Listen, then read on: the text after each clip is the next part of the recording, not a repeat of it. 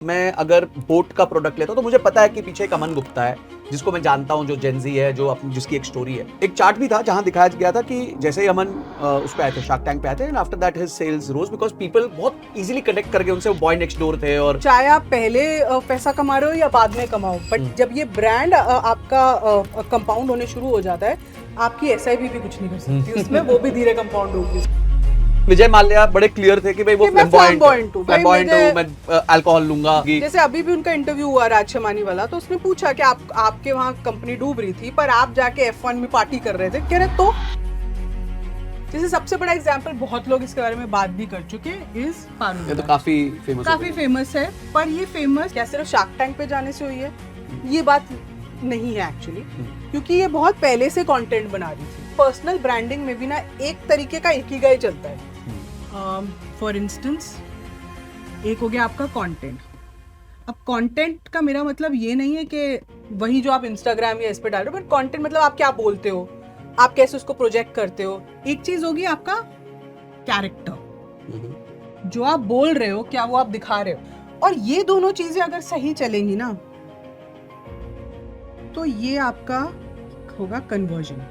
Personal brand, इसको decode करते हैं एंड टू एंड कि पर्सनल ब्रांड होता क्या है, कितना जरूरी है, क्या करना चाहिए, क्या स्टेप्स होंगे। तो लेट्स स्टार्ट विद, मुझे अपना पर्सनल ब्रांड क्रिएट करने के लिए क्या स्टेप्स फॉलो करने चाहिए।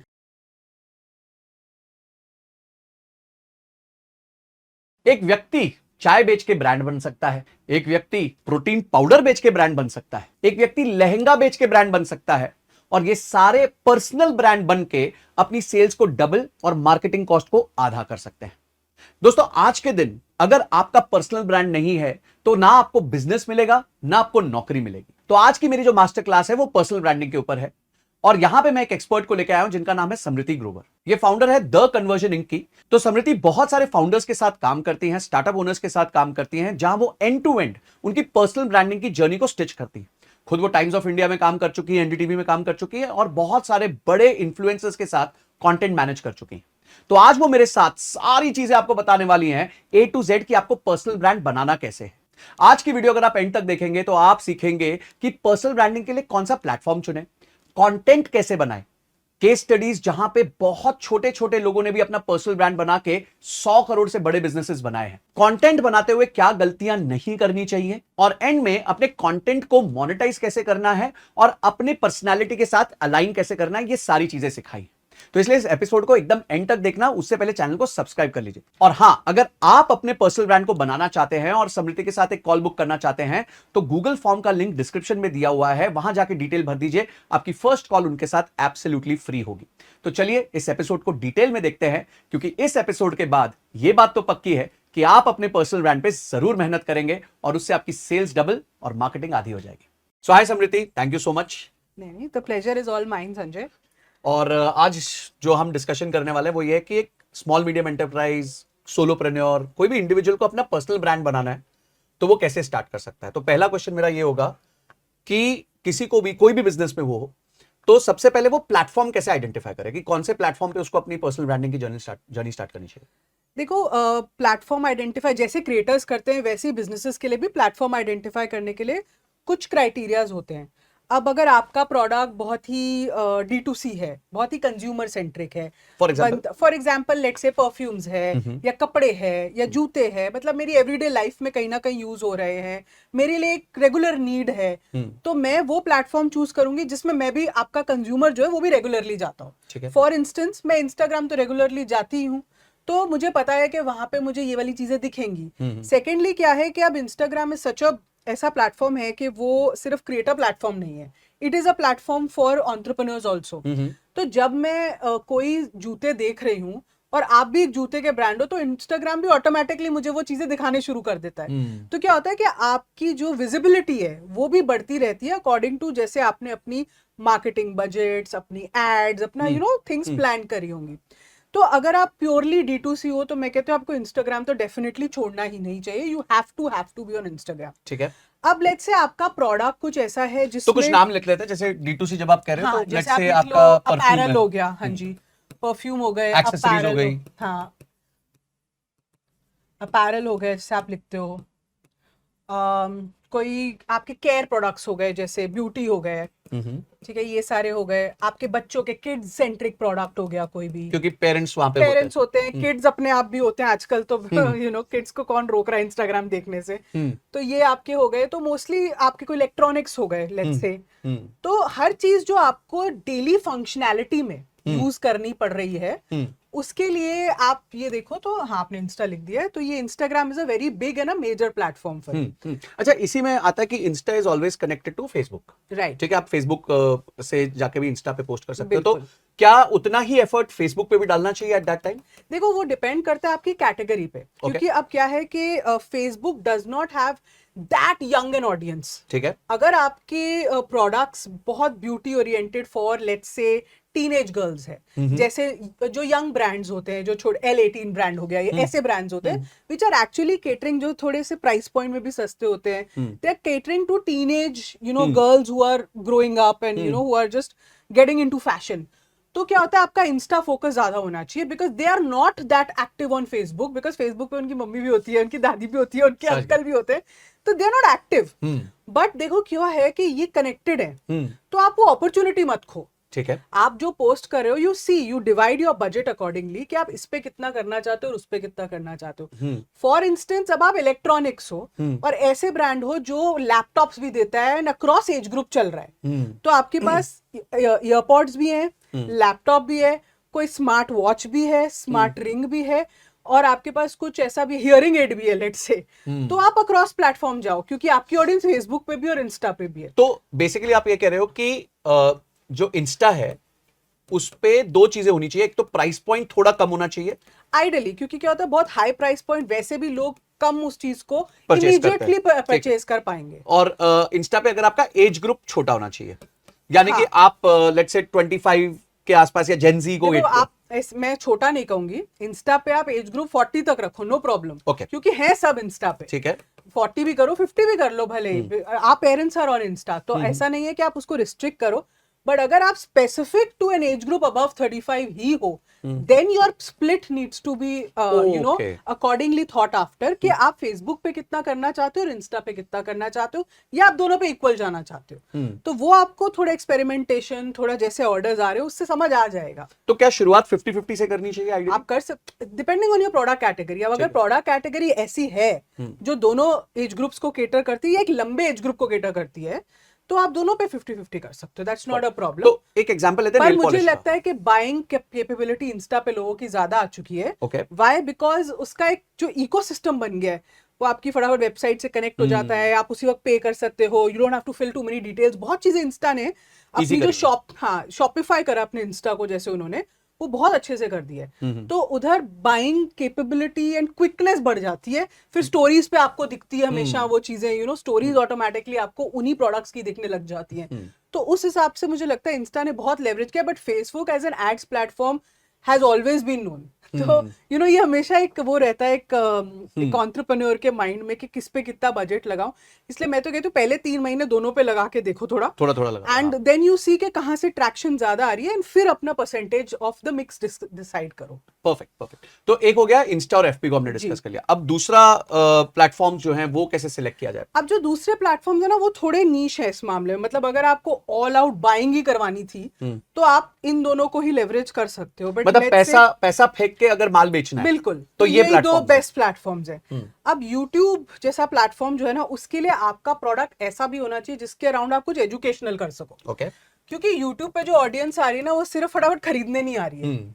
इंस्टा पे वो ऑडियंस है, तो YouTube पे जो भी ऑडियंस आएगी, वो पहले आप उसका ट्रस्ट बिल्ड करते हो, वो आपकी वीडियोस देखती है, पसंद करती है, कुछ उसको अच्छा लगता है, फिर वो आपसे ले सकती है। दैट्स व्हाई आप देखोगे कि क्यों कोचेस, क्यों एडवाइजर्स, क्यों ये सब लोग ज्यादा YouTube पे फेमस होते हैं और अपने कोर्सेज YouTube पे बेच पाते हैं, क्योंकि वहां वो एक जर्नी समझाते हैं, उस प्रोडक्ट के बेनिफिट्स बताते हैं, and they are not around that, वो उस टॉपिक के अराउंड होते हैं। तो अगर आप कोई कोर्स फाइनेंस पे बेच रहे हो, तो आप वो कोर्स नहीं बेचोगे, पर आप पूरी फाइनेंशियल एक एक्यूमन बंदे को सिखाते हो।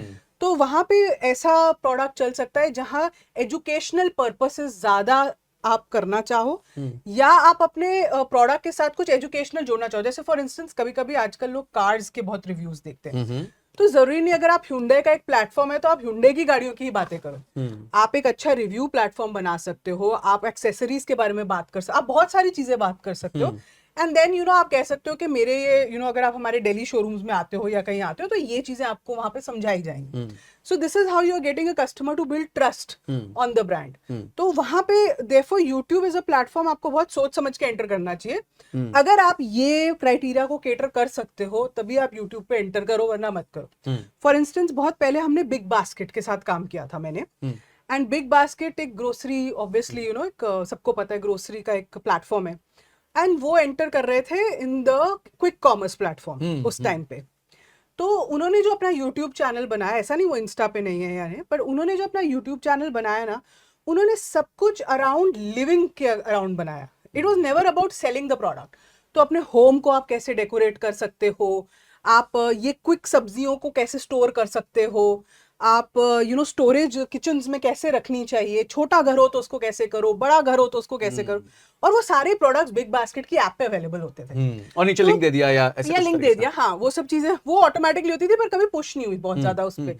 तो एज अ प्लेटफॉर्म यूट्यूब को पहले बिल्ड किया एज अ नॉलेज प्लेटफॉर्म उन्होंने, एज एन एजुकेशनल प्लेटफॉर्म उन्होंने, और फिर वहां से कस्टमर्स को ट्रस्ट बिल्ड किया और ऐप यूज करने का तरीका और क्या आप ऑर्डर कर सकते हो ये सब मिलता है। तो YouTube की जर्नी उनकी काफी लंबी रही एज अपोज टू इंस्टा, जहाँ फटाफट से 10 मिनट की एक वो रील बनाते थे कि 10 मिनट में ऐसे ऐसे मैंने ऑर्डर किया, बहन ने ऐसे कहा, बहन को ऐसे बोला और हमने ऑर्डर कर दिया और वो आ गया। सो वो बहुत क्विक था, बट YouTube के लिए उनको वो जर्नी पूरी हमें बनानी पड़ी एंड उसमें रिजल्ट भी स्लो आते थे फिर। तो ऑब्वियसली तो वो ब्रांड को बहुत ही सोच के करना पड़ेगा कि क्या आप उस एजुकेशनल जॉनर में घुस सकते हो, कैन यू डू दैट, क्या उसमें स्कोप है, तो ही यूट्यूब आपके लिए है, वरना I think you should avoid YouTube. वरना आप जो रील्स डाल रहे हो उसको एज शॉर्ट्स डाल दो और अपने यूट्यूब की प्रेजेंस को बनाने के लिए आप कुछ एक्स्ट्रा मेहनत मत पर कुछ एक्स्ट्रा मेहनत मत करो, क्योंकि वो मेहनत आपको सिर्फ आप you are going to be spending, उससे रिटर्न आपको ज्यादा नहीं दिखेगा। नहीं आ रहा है। तो एजुकेशनल प्रोडक्ट होगा तो वी विल फोकस ऑन आपको करना चाहिए यूट्यूब पे फोकस, बिकॉज यूट्यूब की ऑडियंस बहुत लॉयल होती है, और अगर आपकी वो ऑडियंस एक बार आपको ट्रस्ट करने लग जाए फिर वो आपको छोड़ के बहुत मुश्किल से जाती है। True true. अब आते हैं थर्ड इंपॉर्टेंट प्लेटफॉर्म पे, वो है लिंक्डइन। देखो ये ना बहुत ही अलग प्लेटफॉर्म है फॉर एन एंटरप्रेन्योर। ये मोस्टली अभी तक जब यूज हुआ है ना, ये हुआ है जॉब सर्च के लिए। हाँ ये मतलब सारी जो बड़ी ऑडियंस है वो सारी जॉब सर्च के लिए वहां बैठी है। हाँ, तो ये, और अगर आप अपना माल बेचना चाहते हो तो ये प्लेटफॉर्म थोड़ा आपके लिए। बट क्या ये वो प्लेटफॉर्म नहीं बन सकता जहां पे एंटरप्रेन्योर्स को अच्छे लोग मिल जाए टू हायर आपके? हाँ, तो वो एक सेकेंडरी पार्ट है, उस पर भी हम आते हैं। ठीक है। तो एक एंटरप्रेन्योर के लिए दो चीजें इंपॉर्टेंट होती है, प्रोडक्ट और पीपल। ठीक है, तो प्रोडक्ट यहाँ पे ज्यादा नहीं बिक पाएगा। इफ प्रोडक्ट बेचना इज योर गोल, ठीक है, वो नहीं हो पाएगा। तो प्रोडक्ट की आप बात कर सकते हो आपका, क्योंकि आप एक अपना ब्रांड बिल्ड करना चाहते हो, आप एक प्रोडक्ट के ब्रांड बिल्ड करना चाहते हो, आप वो कर सकते हो, नो प्रॉब्लम। पर आपको अपनी कंपनी में उतने अच्छे लोग भी चाहिए होते हैं। तो आप यहाँ इस वाले प्लेटफॉर्म पे इनको टारगेट करो, समझ गए, थ्रू दिस। तो आप इसको ज्यादा इंगेजिंग करके दिखाओ और इसके अराउंड स्पेस को, अगर जैसे फॉर इंस्टेंस मेरा प्रोडक्ट फर्नीचर स्पेस में, ठीक है, अब मैं बार बार सोफों की बातें तो कर नहीं सकती, पर मैं काफी चीजें फर्नीचर स्पेस के बारे में बात कर सकती हूँ, इंटीरियर्स के बारे में बात कर सकती हूँ, रियल एस्टेट के बारे में बात कर सकती हूँ। इससे मेरी एक अथॉरिटी बिल्ड होती है और मैं अपनी कंपनी का कल्चर साथ साथ दिखाती हूँ कि मेरी कंपनी में जो काम कर रहा है वो इतना ग्रो हुआ, वो आज हमने इतने प्रमोशंस दिए, अब ये हुआ। तो क्या होता है, जो बंदा देख रहा होता है वो दोनों पर्सपेक्टिव देख लेता है कि आप काम भी कैसे करते हो और आपकी कंपनी में एम्प्लॉय को रखा भी कैसे जाता है। तो लिंक्डइन प्राइमरली मुझे लगता है आप अपनी उस हिसाब की ब्रांडिंग बिल्ड करने के लिए यूज करो। अगर आप B2B क्लाइंट हो, फॉर इंस्टेंस B2B आपका प्रोडक्ट B2B है, तब भी लिंक्डइन चल सकता है आपके लिए, क्योंकि क्या होता है कि वहां पे B2B के लिए जो दूसरी कंपनी होती है वो भी ऐसे ही ढूंढ रहे होते हैं कंपनीज जो उनको केटर कर सके किसी तरह के प्रोडक्ट्स में और किसी तरह की चीजों में। तो उनके लेट्स से प्रोडक्ट हेड्स जो होते हैं, you can connect with them. बड़ी चीजें लिंक्डइन पे B2B पर्पस से हो सकती हैं, you can connect with meetings with them, आप वहां से अपने वो कॉन्टैक्ट्स बना सकते हो and then you can do your selling और व्हाटएवर ऑन दैट। तो लिंक्डइन उस हिसाब से वो प्लेटफॉर्म चल जाता है, ठीक है। बट अगर आप प्योरली B2C हो एंड आप कंज्यूमर डायरेक्ट जा रहे हो, तो don't sell your products on LinkedIn please, build yourself on LinkedIn as a brand, क्योंकि आप अपने आप को बिल्ड करोगे ना तो वो कंज्यूमर घूम फिर के आपका प्रोडक्ट ढूंढ लेगा कहीं पे। यही मेरा अगला क्वेश्चन आता है। अभी हमने पहले बात करी प्लेटफॉर्म्स की, जी। प्रोडक्ट प्लेटफॉर्म्स की, बट आजकल जो सबसे इंपॉर्टेंट चीज हो गई है कि people are not connecting with brands, people are connecting with people. Sure. तो जिसे हम आजकल पर्सनल वैसे मैं ब्रांडिंग, आपको बताऊं संजय, ये चीज ना आजकल नहीं है, सदियों से चली आ रही है।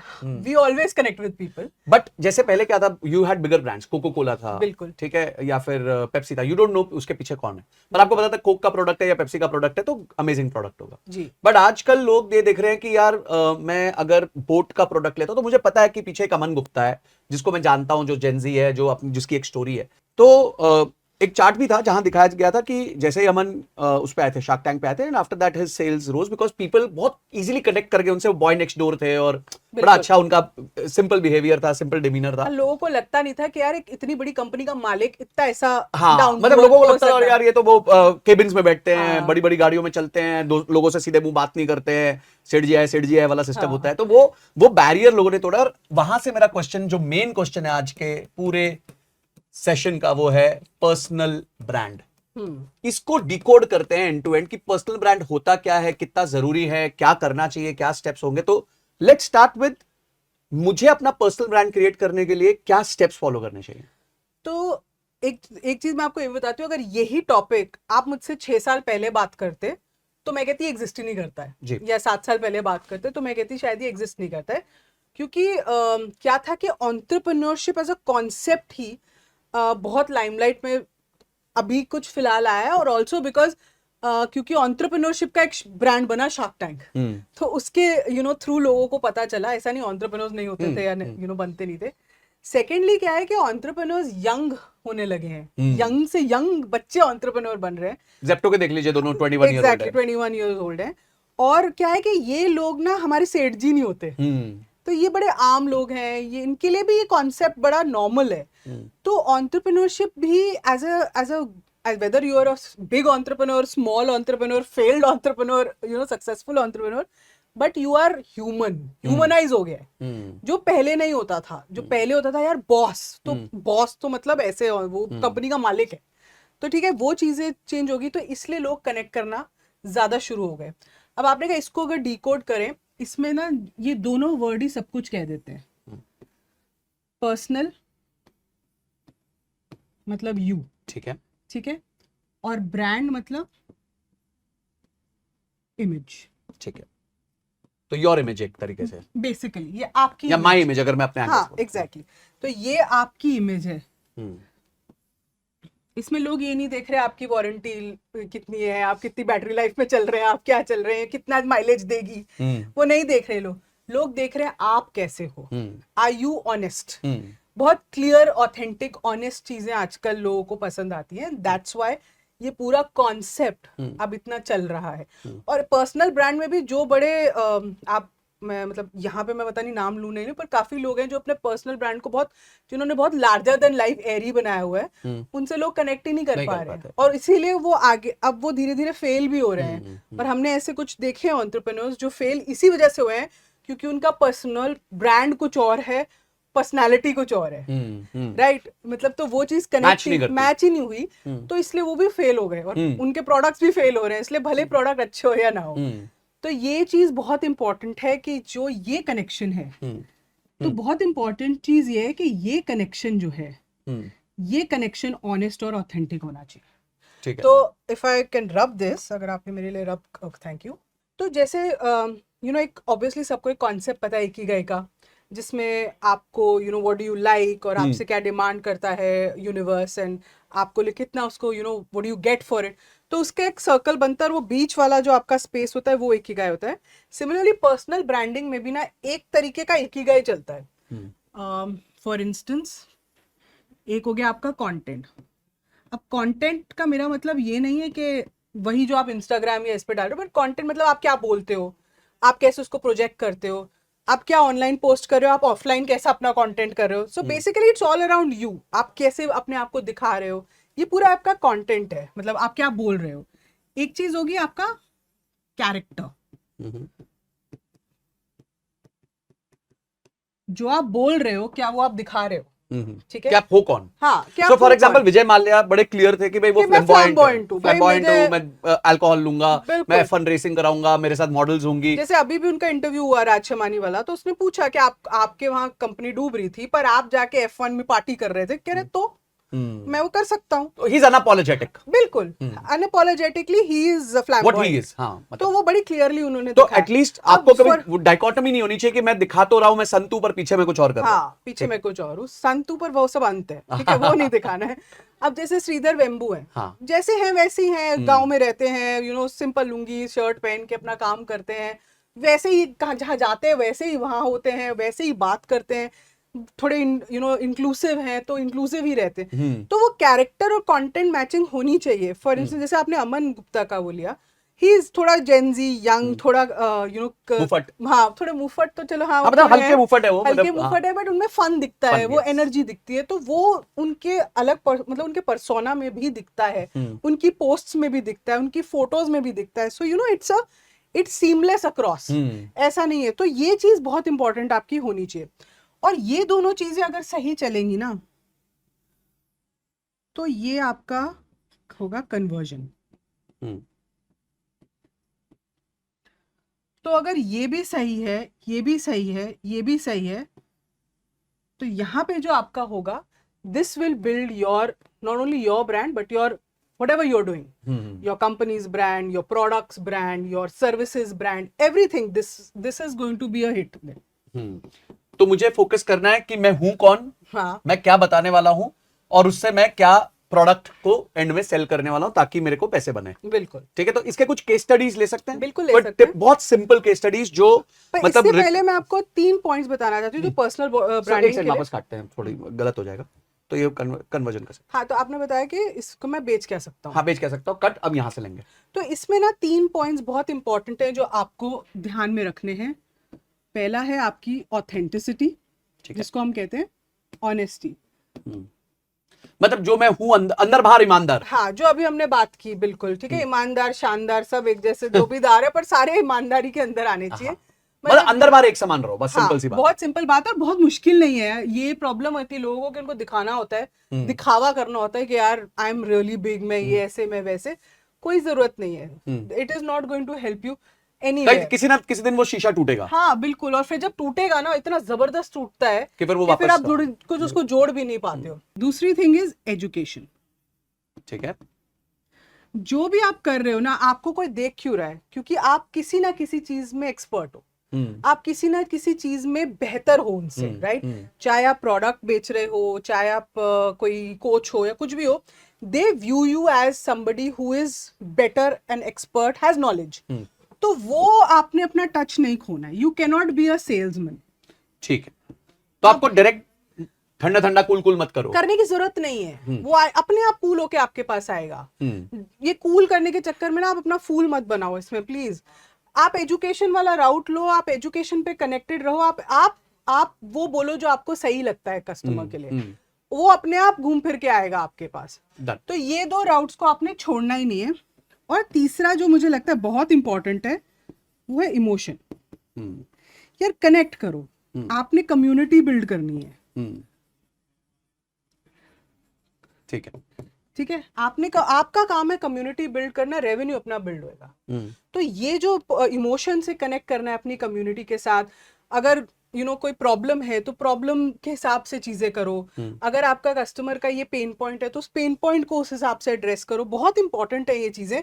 अगर आप ये 3 चीजों पे फोकस्ड रहोगे और ये 3 C's का जो इकिगाई हमने बनाया है, इसको ध्यान में रखोगे और अपनी हर एक लेट्स से पोजिशनिंग, अपनी कंटेंट स्ट्रैटेजी, अपनी गो टू मार्केट स्ट्रैटेजी को इन सब चीजों के साथ जोड़ के रखोगे और अपना ब्रांड बना रहे हो साथ में, तो देयर इज नो मुझे मतलब कोई दो राह नहीं है कि आपका ब्रांड इतनी जल्दी ग्रो होगा, लोगों से उतनी ही जल्दी कनेक्ट करेगा, एंड ऑटोमेटिकली आपका बिजनेस भी उतनी ही जल्दी ग्रो करेगा। परफेक्ट। तो इसके कुछ एग्जांपल्स लेते हैं, बिकॉज अभी ये हमारे को थियोरी में समझ आ गया जी कि हमें कंटेंट देना है, कैरेक्टर स्ट्रॉन्ग रखना है, अंदर बाहर ईमानदार रखना है, उसी से कन्वर्जन आएगा, एजुकेशन पे फोकस करना है, इमोशनल टच देना है।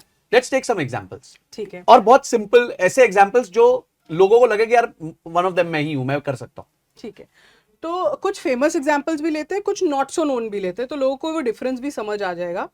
नॉट सो नोन मैं इसलिए कह रही हूँ कि वैसे वो फेमस होंगे बट शायद आपने उनको शार्क टैंक पे नहीं देखा Sure. या कहीं नहीं देखा। तो जैसे सबसे बड़ा एग्जांपल, बहुत लोग इसके बारे में बात भी कर चुके, इज निश हेयर, पारुल ये तो गुलाटी। काफी फेमस है, पर ये फेमस क्यों हुई है? क्या सिर्फ शार्क टैंक पे जाने से हुई है?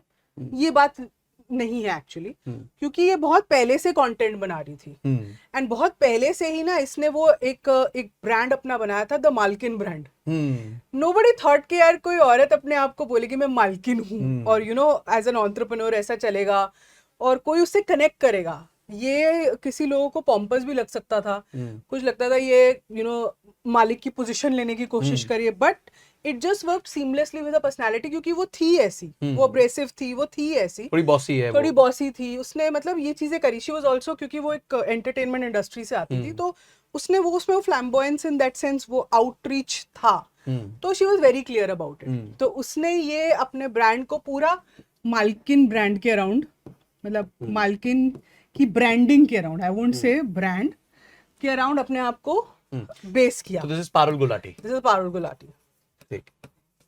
ऑब्वियसली जब वो आई थिंक इस पे आई थी शार्क टैंक पे, तब उसकी फॉलोइंग ऑलरेडी 1 मिलियन थी बाय द वे, ओके। और अब शायद वो 1.7 मिलियन या कुछ इंस्टा पे है, और यूट्यूब पे भी उसकी काफी मिलियन है, काफी अच्छी फॉलोइंग है। बट क्वेश्चन ये है कि देखो शार्क टैंक पे आने से और इवन उसको फंडिंग मिलने से उसकी रेवेन्यू ग्रोथ तो मैनीफोल्ड हुई है, बट उसके पर्सनल ब्रांड से लोगों ने इतना कनेक्ट किया है कि उसको मुझे लगता है प्रोडक्ट बेचने की कभी जरूरत ही नहीं पड़ी। व्हाई? बिकॉज एक तो उसने ना लोगों की एक इमोशनल नीड को समझ के प्रोडक्ट में इनोवेशन करती रही। See here is a very emotional topic, बहुत इमोशनल टॉपिक है। जो जिन लोगों के बाल झड़ते हैं, जिन लोगों के बाल स्कैंटी होते हैं, उनसे पूछो कितने प्रॉब्लम से गुजरते हैं। उसने इस इमोशनल नीड को बहुत बखूबी से अपने प्रोडक्ट में इनोवेशन कर करके लोगों से कनेक्ट किया through obviously her personal branding stories of customers, of कैसे ये प्रोडक्ट डिजाइन हुआ है, कैसे उसने किसी की प्रॉब्लम समझी, कैसे उसने अपने फैमिली में ये देखा, कैसे कैंसर पेशेंट्स के साथ उसने किया। मतलब she has tried a lot of things जिससे उसका अपना पर्सनल ब्रांड भी बिल्ड हुआ है।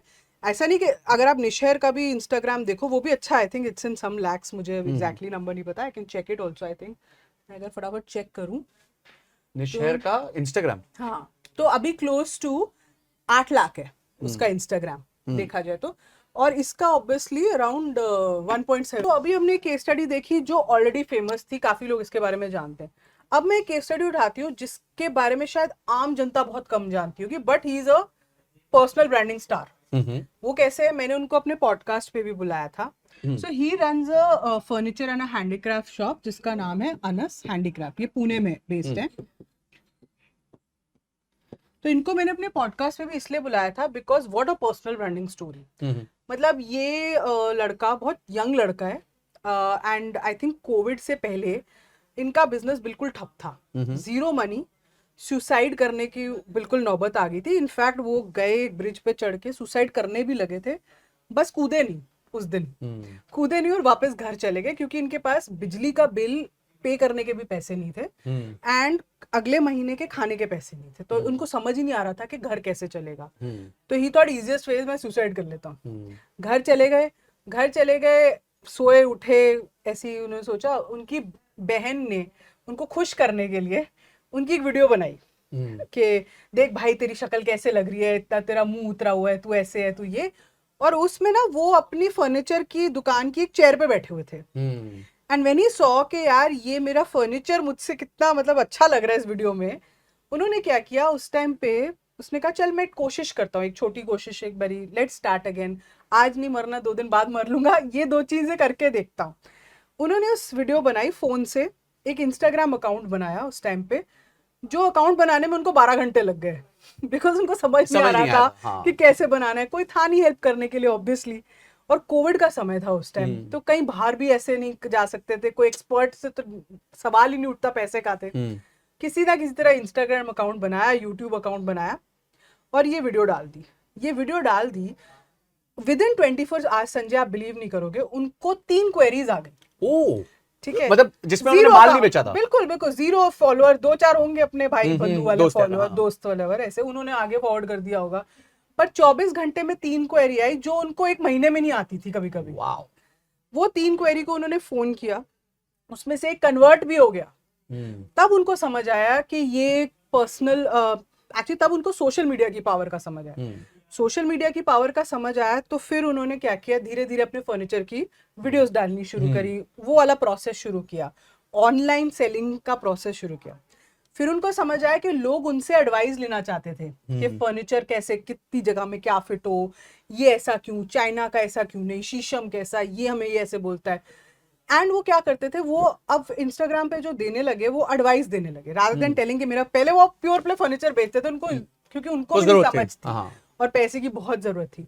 फिर उन्होंने समझाना शुरू किया कि फर्नीचर की यूज कैसे होती है, कि लोगों को लगता है यार एक सोफा ले लिया, भाई ऐसे नहीं होता, कि तेरा सोफा ऐसे भी लग सकता है, तू यहाँ भी लगा सकता है, तू फोल्डेबल ले ले। मतलब यूज केसेस देने चालू कर दिए। यूज केसेस देने शुरू कर दिए, प्राइसिंग समझानी शुरू कर दी कि कहाँ कहाँ आप देख सकते हो कि कौन आपको चीट कर रहा है, नहीं कर रहा, इरिस्पेक्टिव वो खुद वो करते होंगे, यू नो ही सेलिंग, और कहाँ पे आप कैसा हैंडीक्राफ्ट यूज कर सकते हो, कहाँ पैसे किसके साथ क्या जमता है। चाइना में ऐसा मत लिया करो, चाइनीज इंडियन फर्नीचर ऐसा है, यू नो चाइना का फर्नीचर में ये प्रॉब्लम है, ये सब करने लगे। तो लोगों को उन पे ट्रस्ट बिल्ड होने शुरू हो गया ऑब्वियसली। और यही कोई, अब उनको शायद 3-4 साल हो गए होंगे ये करते हुए सोशल मीडिया पे, and I think he has 1.2+ million, 1 million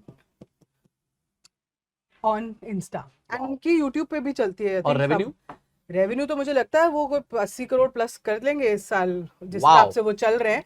मतलब मेरे पास राइट फिगर तो है नहीं, बट मुझे लगता है ज्यादा भी हो सकता है, जस्ट बीइंग लिटिल मॉडेस्ट। पर सारी सेलिंग, मुझे लगता है 90% of his selling is online. And सबसे पहले लोग ये नहीं उनको फोन करते कि अनस भाई हमें आपसे ये लेना है, अनस भाई हमें आपसे ये एडवाइस चाहिए, फिर आप बताओ क्या लेना है। So he built himself as a furniture expert. आप सोचो, as an entrepreneur जो फर्नीचर नहीं बेच रहा, आपको एडवाइस बेच रहा है, आपको लेना है फिर आप मुझसे ले लो, बट आप चाहो तो किसी और से भी ले सकते हो। तो फर्नीचर प्रेन्योर हो गए। बिल्कुल। ओके, अच्छा एक चीज और, ये कोई शार्क टैंक पे नहीं गए हैं, ये कोई मतलब फंडिंग नहीं है इनके पास, ये कोई बहुत बड़े इनकी दुकान जो है आई थिंक इंडिया में सबसे बड़ी है फर्नीचर की अब, जो पुणे में है, एंड इट्स ह्यूज। आप अगर उनका देखोगे स्टोर, उनके दिख जाएगा आपको उनके इंस्टा पे। इनका मतलब कोई ऐसे माई बाप नहीं है, कोई कुछ नहीं है, सब। तो किस फॉर्म का कंटेंट बनाते हैं ये, मतलब इनका कंटेंट का स्टाइल क्या है, फनी है या फिर लैंग्वेज है, या वो क्योंकि लोगों के मन में बहुत क्वेश्चन होता है मैं कैसे कंटेंट बनाऊं। देखो एक्चुअली क्या होता है, जो लोग बहुत अच्छा कंटेंट बनाते हैं ना, वो अक्सर बिना किसी स्ट्रेटजी के बना लेते हैं। मैंने देखा जो बहुत स्ट्रेटेजाइज करते हैं वो बहुत ज्यादा सोचते रह जाते हैं। तो इन्होंने जब कंटेंट शुरू किया था तो कोई स्ट्रेटजी नहीं थी, तब पैसे चाहिए थे। फिर धीरे धीरे क्या है, ये देसी इंसान है, यू नो। तीसरी केस स्टडी ना मैं आपको अपने क्लाइंट की बताती हूँ, और मैं ये क्यों बता रही हूँ, क्योंकि सबसे ज्यादा पर्सनल ब्रांडिंग आजकल प्रोफेशनल्स करना चाहते हैं। By professionals I mean doctors, lawyers. Entrepreneur तो करना ही चाहता है, पर कभी आपने सुना था कि डॉक्टर, लॉयर, कोई क्या कहते हैं, कोई म्यूजिशियन, ये सब चीजें, ये लोग अपनी पर्सनल ब्रांडिंग पे इतना फोकस करते हो, इनके लिए काम बहुत इंपॉर्टेंट था कि यार हम। पर देखिए, अगर आप पास्ट में भी देखें तो डॉक्टर्स की पर्सनल ब्रांडिंग होती थी, वो नहीं करते थे, पर होती थी। आपको पता होता था कि डॉक्टर त्रेहान है जो आपके सर्जन है, हाँ, मतलब बहुत कम डॉक्टर लाल हैं, या फिर डॉक्टर देवी शेट्टी हैं, ये तो बहुत कम थे हैं। ऐसे, क्योंकि उन्होंने सोशल वर्क किया होगा, या उनका नाम या तो बहुत ही एक्सट्रीम लोअर तबके के साथ उन्होंने काम किया होगा, एक एक्चुअल इंपैक्ट लाए होंगे, या फिर बहुत ही क्रीम डाला के, मतलब सबसे ऊपर वाले, बीच वाला कोई भी नहीं था। पर इन सब में एक ही चीज कॉमन थी, क्योंकि ये क्यों फेमस हुए, बिकॉज उन्होंने कोई एक ऐसी अनोखी चीज की जिसकी वजह से वो फेमस हो गए। फॉर इंस्टेंस डॉक्टर त्रेहान की हार्ट सर्जरीज जो होती थी, वो एकदम उन्होंने आउट ऑफ दिस वर्ल्ड वाली, मतलब अनबिलीवेबल वाली करी थी। डॉक्टर देवी शेट्टी ने उसको एक कन्वेयर बेल्ट बना दिया, बहुत सस्ता कर दिया, बहुत सस्ता कर दिया। सो जो भी डॉक्टर आप ओल्ड स्कूल, थोड़ा अगर मैं बोलूं, याद करोगे या आपके दिमाग में वो नेम रिंग करता है, इट इज बिकॉज उन्होंने कोई एक ऐसी अचीवमेंट करी जिसने उनको फेमस बना दिया। बट आज आप देखो, हर डॉक्टर अपनी ब्रांडिंग पे इतना फोकस कर रहा है, क्योंकि आप कस्टमर तक या पेशेंट तक कैसे पहुंचोगे। पेशेंट ही इतना इवॉल्व हो चुका है कि पेशेंट ही ऑनलाइन ढूंढ रहा है आपको, तो आप कैसे पहुंचो उसके पास। आप अब एड चला दो टीवी पे, या आप वर्ड ऑफ माउथ कितना कर लोगे, आप होर्डिंग्स कितना होर्डिंग्स कर लोगे। तो एक डॉक्टर है जो मेरे क्लाइंट है, इनका हॉस्पिटल है i7, हाँ काफी फेमस हॉस्पिटल। आई हॉस्पिटल है, दिल्ली एनसीआर में। Very young guy, 34 years old. Wow. तो जब उन्होंने अपनी पर्सनल एंड यंग गाय इसलिए समझ गए कि पर्सनल ब्रांडिंग कितनी इंपॉर्टेंट है। इनके पापा को बनाने जाती तो शायद वो नहीं मानते तो कहते हैं हमारा तो अच्छा चल रहा है मैडम। तो very young guy, doctor Rahil उनका नाम है। आप अगर आई डॉक्टर यूट्यूब पे लिखो, मजाल है कोई और आई डॉक्टर आ जाए। अच्छा, मतलब इतना बम्बार्ड कर दिया इतना बम्बार्ड कर दिया उन्होंने अपनी पर्सनल। और तो 80 मिलियन यानी मतलब एक ऑस्ट्रेलिया। हाँ, ठीक तो है, इतने उनके मंथली व्यूज हैं। तो हर महीने का ऑस्ट्रेलिया को दिखा देते हैं। किसी महीने में ज्यादा हो जाए तो आप सोच सकते हो कि ऑस्ट्रेलिया भी पार हो जाएगा। ठीक है, अब बताओ इसमें इनकी अगर क्षमता हर रोज लेट से 50 से 100 पेशेंट करने की है तो ये पूरा दिन पैक्ड रहेंगे। हाँ, तो पॉसिबल 30 दिन में अगर इनको मैं कहती हूँ 50 पेशेंट हर रोज चाहिए लेट से अपना अच्छे से सब कुछ करने के लिए, या 60 पेशेंट भी हर रोज चाहिए एक सेंटर में, तो इसमें से कितना मुश्किल है निकालना। बहुत आसान। और इनके तो 6-7 सेंटर हैं, तो हर एक में ये कर सकते हैं सब। तो मतलब अगर सब मिला के 25,000 कस्टमर इनको चाहिए तो बहुत आसानी से आ सकते हैं, क्योंकि सकते हैं। 8 करोड़ व्यूज, अगर हम औसतन 2 व्यू भी देखें तो 4 करोड़ लोग इनको देख और रहे हैं। आप ये भी समझ नहीं रहे संजय कि ये जो बंदा व्यू कर रहा है ये कोई एंटरटेनमेंट व्यू नहीं कर रहा। हाँ, हाई इंटेंट है। हाई इंटेंट है, मतलब इसको कहीं ना कहीं जरूरत है किसी चीज की। हो सकता है कुछ ऐसी देख रहे हो, पर उसमें से 80% लोग ऐसे ही होंगे जिनको किसी ना किसी तरीके की आई प्रॉब्लम है, लेजर कराना है, कुछ कराना है, तभी वो देख रहे हैं, वरना वो देखते ही नहीं। अच्छा, इससे भी और मजेदार बात आपको बताती हूँ कि जब हमने 6 साल पहले जब ये शुरू किया था, तब तो स्लो पेस चल रही थी हमारी, तो तब ये प्रिंट भी करते थे, टीवी भी करते थे, कोई और इंटरव्यू भी करते होंगे, मतलब होर्डिंग भी करते थे, सब कुछ करते थे। अब इन्होंने क्या कर दिया है, अब वो सिर्फ अपना यूट्यूब करते हैं, मतलब 0% कर दिया। हाँ, और इन्होंने एक दूसरी स्ट्रैटेजी शुरू की जिसका आप भी प्रोडक्ट है थोड़ा, जो पॉडकास्ट थे, क्योंकि वो भी एक एजुकेशनल प्लेटफॉर्म ही था उनके लिए, टू टेल पीपल कि कैसे आप अपने आई केयर का ध्यान रख सकते हैं। तो as a personal brand he use the podcast strategy, जो एंटरप्रेन्योर्स भी आजकल यूज करते हैं। आप देखो काफी एंटरप्रेन्योर्स अब पॉडकास्ट पे जा रहे हैं, not only to tell about their product but talk about the industry, about entrepreneurship, about life struggles. बहुत चीजें होती हैं एंटरप्रेन्योरशिप में जो बंदा सीख सकता है। तो सिमिलरली उन्होंने भी पॉडकास्ट स्ट्रेटजी शुरू की, एंड मैं आपको गिव और टेक बता रही हूँ, the podcast have given him a 50x return. मतलब अगर 1 रुपया डाला तो 50 रुपए मिला। बिल्कुल। वाओ। और कहीं कहीं तो अब 1 रुपया डालने की भी जरूरत नहीं पड़ती, क्योंकि अब इनका पर्सनल ब्रांड बहुत बहुत बड़ा बन लोग इनवाइट कर लेते हैं, लोग इनवाइट करते हैं एज गेस्ट्स, तो ये भी एक बहुत बड़ी इनके लिए स्ट्रैटेजी वर्क करी है। बट प्योरली इन्होंने अपने ब्रांड पे काम किया, अपनी एजुकेशनल कंटेंट दी, कभी सेलिंग करने की कोशिश नहीं की। तो ये आप देख सकते हो कि पर्सनल ब्रांड की पावर इतनी होती है कि जब हम अपने अब आप बिलीव नहीं करोगे कि मैंने अपने काम में फोकस ही 70% पर्सनल ब्रांडिंग पे शिफ्ट कर दिया, क्योंकि लोगों को समझ आ गया है कि पर्सनल ब्रांडिंग कितनी इंपॉर्टेंट हो गई है लाइफ में to succeed in a lot of things. सिर्फ प्रोडक्ट बेचना नहीं है, लोगों को अपनी भी ब्रांड बनाने का बहुत शौक है आजकल। They also want to be famous, known. अच्छा, वैसे भी देखा जाए मैस्लोज हायरार्की में self actualization comes at the top. हाँ। तो काफी लोगों के लिए सेल्फ एक्चुअलाइजेशन, अगर वो पहले समझ जाए कि भाई मेरे को सेल्फ एक्चुअलाइजेशन से पैसा बनेगा, विच इज पर्सनल ब्रांड से पैसा बनेगा। कुछ लोगों को मेरे पास अब इनफ पैसे हो गए हैं, चलो ब्रांड बनते हैं, पैसा तो बनेगा ही बनेगा, बट मैं ब्रांड बन जाऊंगा। तो एक्चुअली वो एक बहुत बड़ी पर्सनल नीड को भी जो है सेटिस्फाई करता है कि अगर आप पर्सनल ब्रांडिंग की तरफ जाते हैं तो। क्योंकि आप समझ नहीं रहे हो, जब पर्सनल ब्रांडिंग का जो कंपाउंड इफेक्ट है ना, वो अगर एक बारी प्ले में आ जाए तो दुनिया की कोई ताकत नहीं है आपको सक्सेसफुल रोक, चाहे वो बिल्कुल, चाहे आप पहले पैसा कमा रहे हो या बाद में कमाओ, बट जब ये ब्रांड आपका कंपाउंड होने शुरू हो जाता है, आपकी एसआईपी भी कुछ नहीं कर सकती उसमें, वो भी धीरे कंपाउंड होगी उससे। sure. तो it is that powerful. Yes. And ऐसे 2 केसेस मैं आपको बड़े इंटरेस्टिंग बताती हूँ, बहुत क्विक बताऊंगी। एक जिसने बहुत पैसा कमाया और अब पर्सनल ब्रांड पे बहुत फोकस कर रहा है, which is Nikhil Kamat. Zero था, ऑब्वियसली पैसे की कोई कमी है बिल्कुल नहीं है, तो क्यों जरूरत है पॉडकास्ट और इतना कुछ करने की। और ये क्वेश्चन मेरे माइंड में भी हमेशा रहता है, 01 एज अ प्लेटफॉर्म बिल्ड करने की, और आप वो इवेंट्स कर रहे हैं, क्रिएटर इवेंट्स क्यों कर रहे हैं, क्या जरूरत है। He is investing in creator companies, क्या जरूरत है निखिल कामत को खुद एज अ फेस बन के आने की। व्हाई? बिकॉज ही रियलाइजेस के जीरोधा को सब जानते हैं, निखिल कामत को भी लोग जानते हैं, पर Nikhil Kamat is not a house hold. हाँ, वाइड बेस नहीं है, वाइड बेस नहीं है, थोड़े नीश है, क्योंकि वो उनकी पर्सनालिटी पर्सोना ऐसा। तो वो चाहते हैं कि घर घर में, वो भी तो चाहते हैं नॉन कंज्यूमर बने।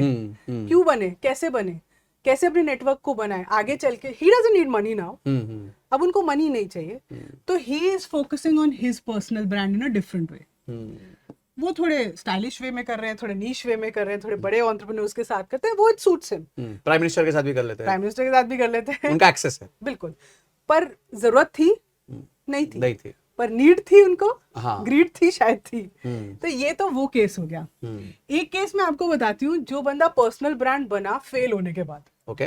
एक एंटरप्रेन्योर आए थे शार्क टैंक पे, आई डोंट नो लोगों को याद है कि नहीं, उनका नाम था गणेश, गणेश बालाकृष्ण नाम है उनका। ब्रांड था फ्लैट हेड।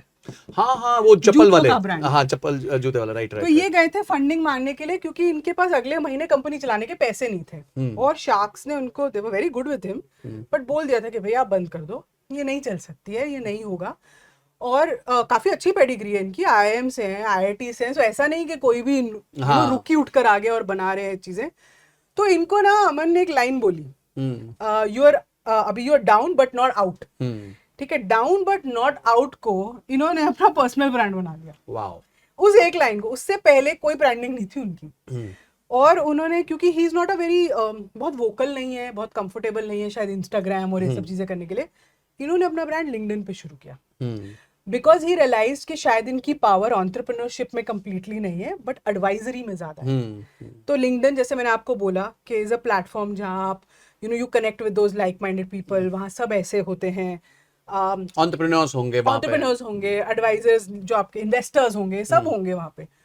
एंड आप बिलीव नहीं करोगे संजय, इनके लिंक्डइन पे आज आई थिंक 1,96,000 फॉलोअर्स है on LinkedIn, which is very difficult. हाँ, मतलब यूट्यूब पे और लिंक्डइन पे बनाने हो तो आप समझ सकते हो। मतलब 2 लाख ऑन लिंक्डइन, मैं कहूंगा कि 2 मिलियन ऑन यूट्यूब होगा, एग्जैक्टली, और 4 मिलियन ऑन इंस्टाग्राम होगा, हाँ, इजीली। तो ये इन्होंने अपना ब्रांड लिंक्डइन पे बनाया। तो देखो, ये पर्सनल ब्रांड बिल्डिंग इंस्टाग्राम और यूट्यूब पे है ही नहीं, ये सिर्फ लिंक्डइन ब्रांड बना। और बना भी कैसे, उस एक लाइन से जो इन्होंने कहीं और से सुनी, उसको पकड़ा और उसको अपनी आइडेंटिटी बना ली। और कंटेंट भी उसी के अराउंड बनाने लगे, motivation content, business strategy content, advisory content, events के कंटेंट, जो एंटरप्रेन्योर मीट्स होती हैं उनके content. And now he is working as an adviser, and वो एक्चुअली ग्रोथ स्टेज स्टार्टअप्स को एडवाइस करते हैं, ये सब चीजें कर रहे हैं। And he is, I am sure, doing well. अब 2 लाख है तो वो ही करे, हाँ, तो कुछ तो कर ही रहे होंगे। तो देखो, ये एक अगेन अ पर्सनल ब्रांड की स्टोरी है, जिसने किस्मत बदल दी एकदम से। जो बंदा शो पे आके, उसके पास पैसे नहीं थे एक बिजनेस चलाने को अगले महीने, and he almost broke down on the show.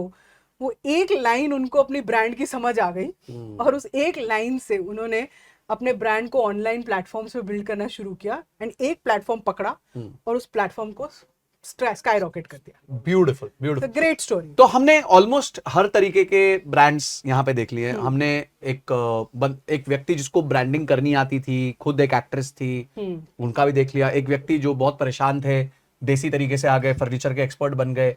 उसके बाद हमने देखा कि एक डॉक्टर यानी कि एक प्रोफेशनल हो गए। उसके बाद हमने देखा कि कैसे एक बड़े बिजनेस के जो हैं मालिक, जिनका 5,000 करोड़ का पैट है, प्रॉफिट आफ्टर टैक्स है, वो आके पर्सनल ब्रांड बना रहे हैं। फिर एक फेल्ड एंटरप्रेन्योर का पर्सनल ब्रांड बना रहे हैं। बाप रे, मतलब यूनिवर्स में हर चीज का पर्सनल ब्रांड एक बन सकता है। अब मैं आपको अगला क्वेश्चन ये पूछना चाहूंगा कि पर्सनल ब्रांड अब मैं बनाना चाहता हूं, मेरे को सब समझ आ गया, मेरे को एक्सट्रीम क्लैरिटी है, मेरे को बनाना है, ठीक है, मैंने प्लेटफॉर्म भी चुन लिया। अब मैं कंटेंट की स्ट्रैटेजी क्या बनाऊं? कंटेंट कितने बकेट्स का हो सकता है, कितने तरीके का हो सकता है, मैं डालूं क्या, मेरा पहली चीज क्या डालूं, दूसरी चीज क्या डालूं, किन चीजों के बारे में बात करूं? एक आपने बताया एजुकेशन, पर एजुकेशन के अंदर क्या हो सकता है, मोटिवेशन है, उसके अंदर क्या हो सकता है? कुछ टाइप्स ऑफ कंटेंट आप बताइए जो चलेंगे। तो अभी तो मैं आपको ब्रॉडली बता देती हूँ, पर ये आपको भी थोड़ा बकेट करना पड़ेगा अकॉर्डिंग टू कि आपका क्या नीश है और आप किस चीज में आगे बढ़ना चाहते हैं, ठीक है। सो जैसे आपने कहा, people like to be helped not sold, ठीक है। तो कंटेंट सेलिंग के अराउंड तो करना ही नहीं, ठीक है। ये तो पहला डोंट है जो मैंने बता दिया आपको, कि इसको सेलिंग के अराउंड करना ही नहीं। तो कुछ भी आपने जो बनाना है, ये नहीं बोलना है तो ये आप ले लो, इसकी प्राइस ये है या ये ऐसे ही, तो आपने करना ही नहीं है। तो आपका जो कंटेंट हो सकता है, जैसे मैंने कहा, पेन पॉइंट, आप जो भी बेचते हो वो कोई नीड से अराइज होता होगा।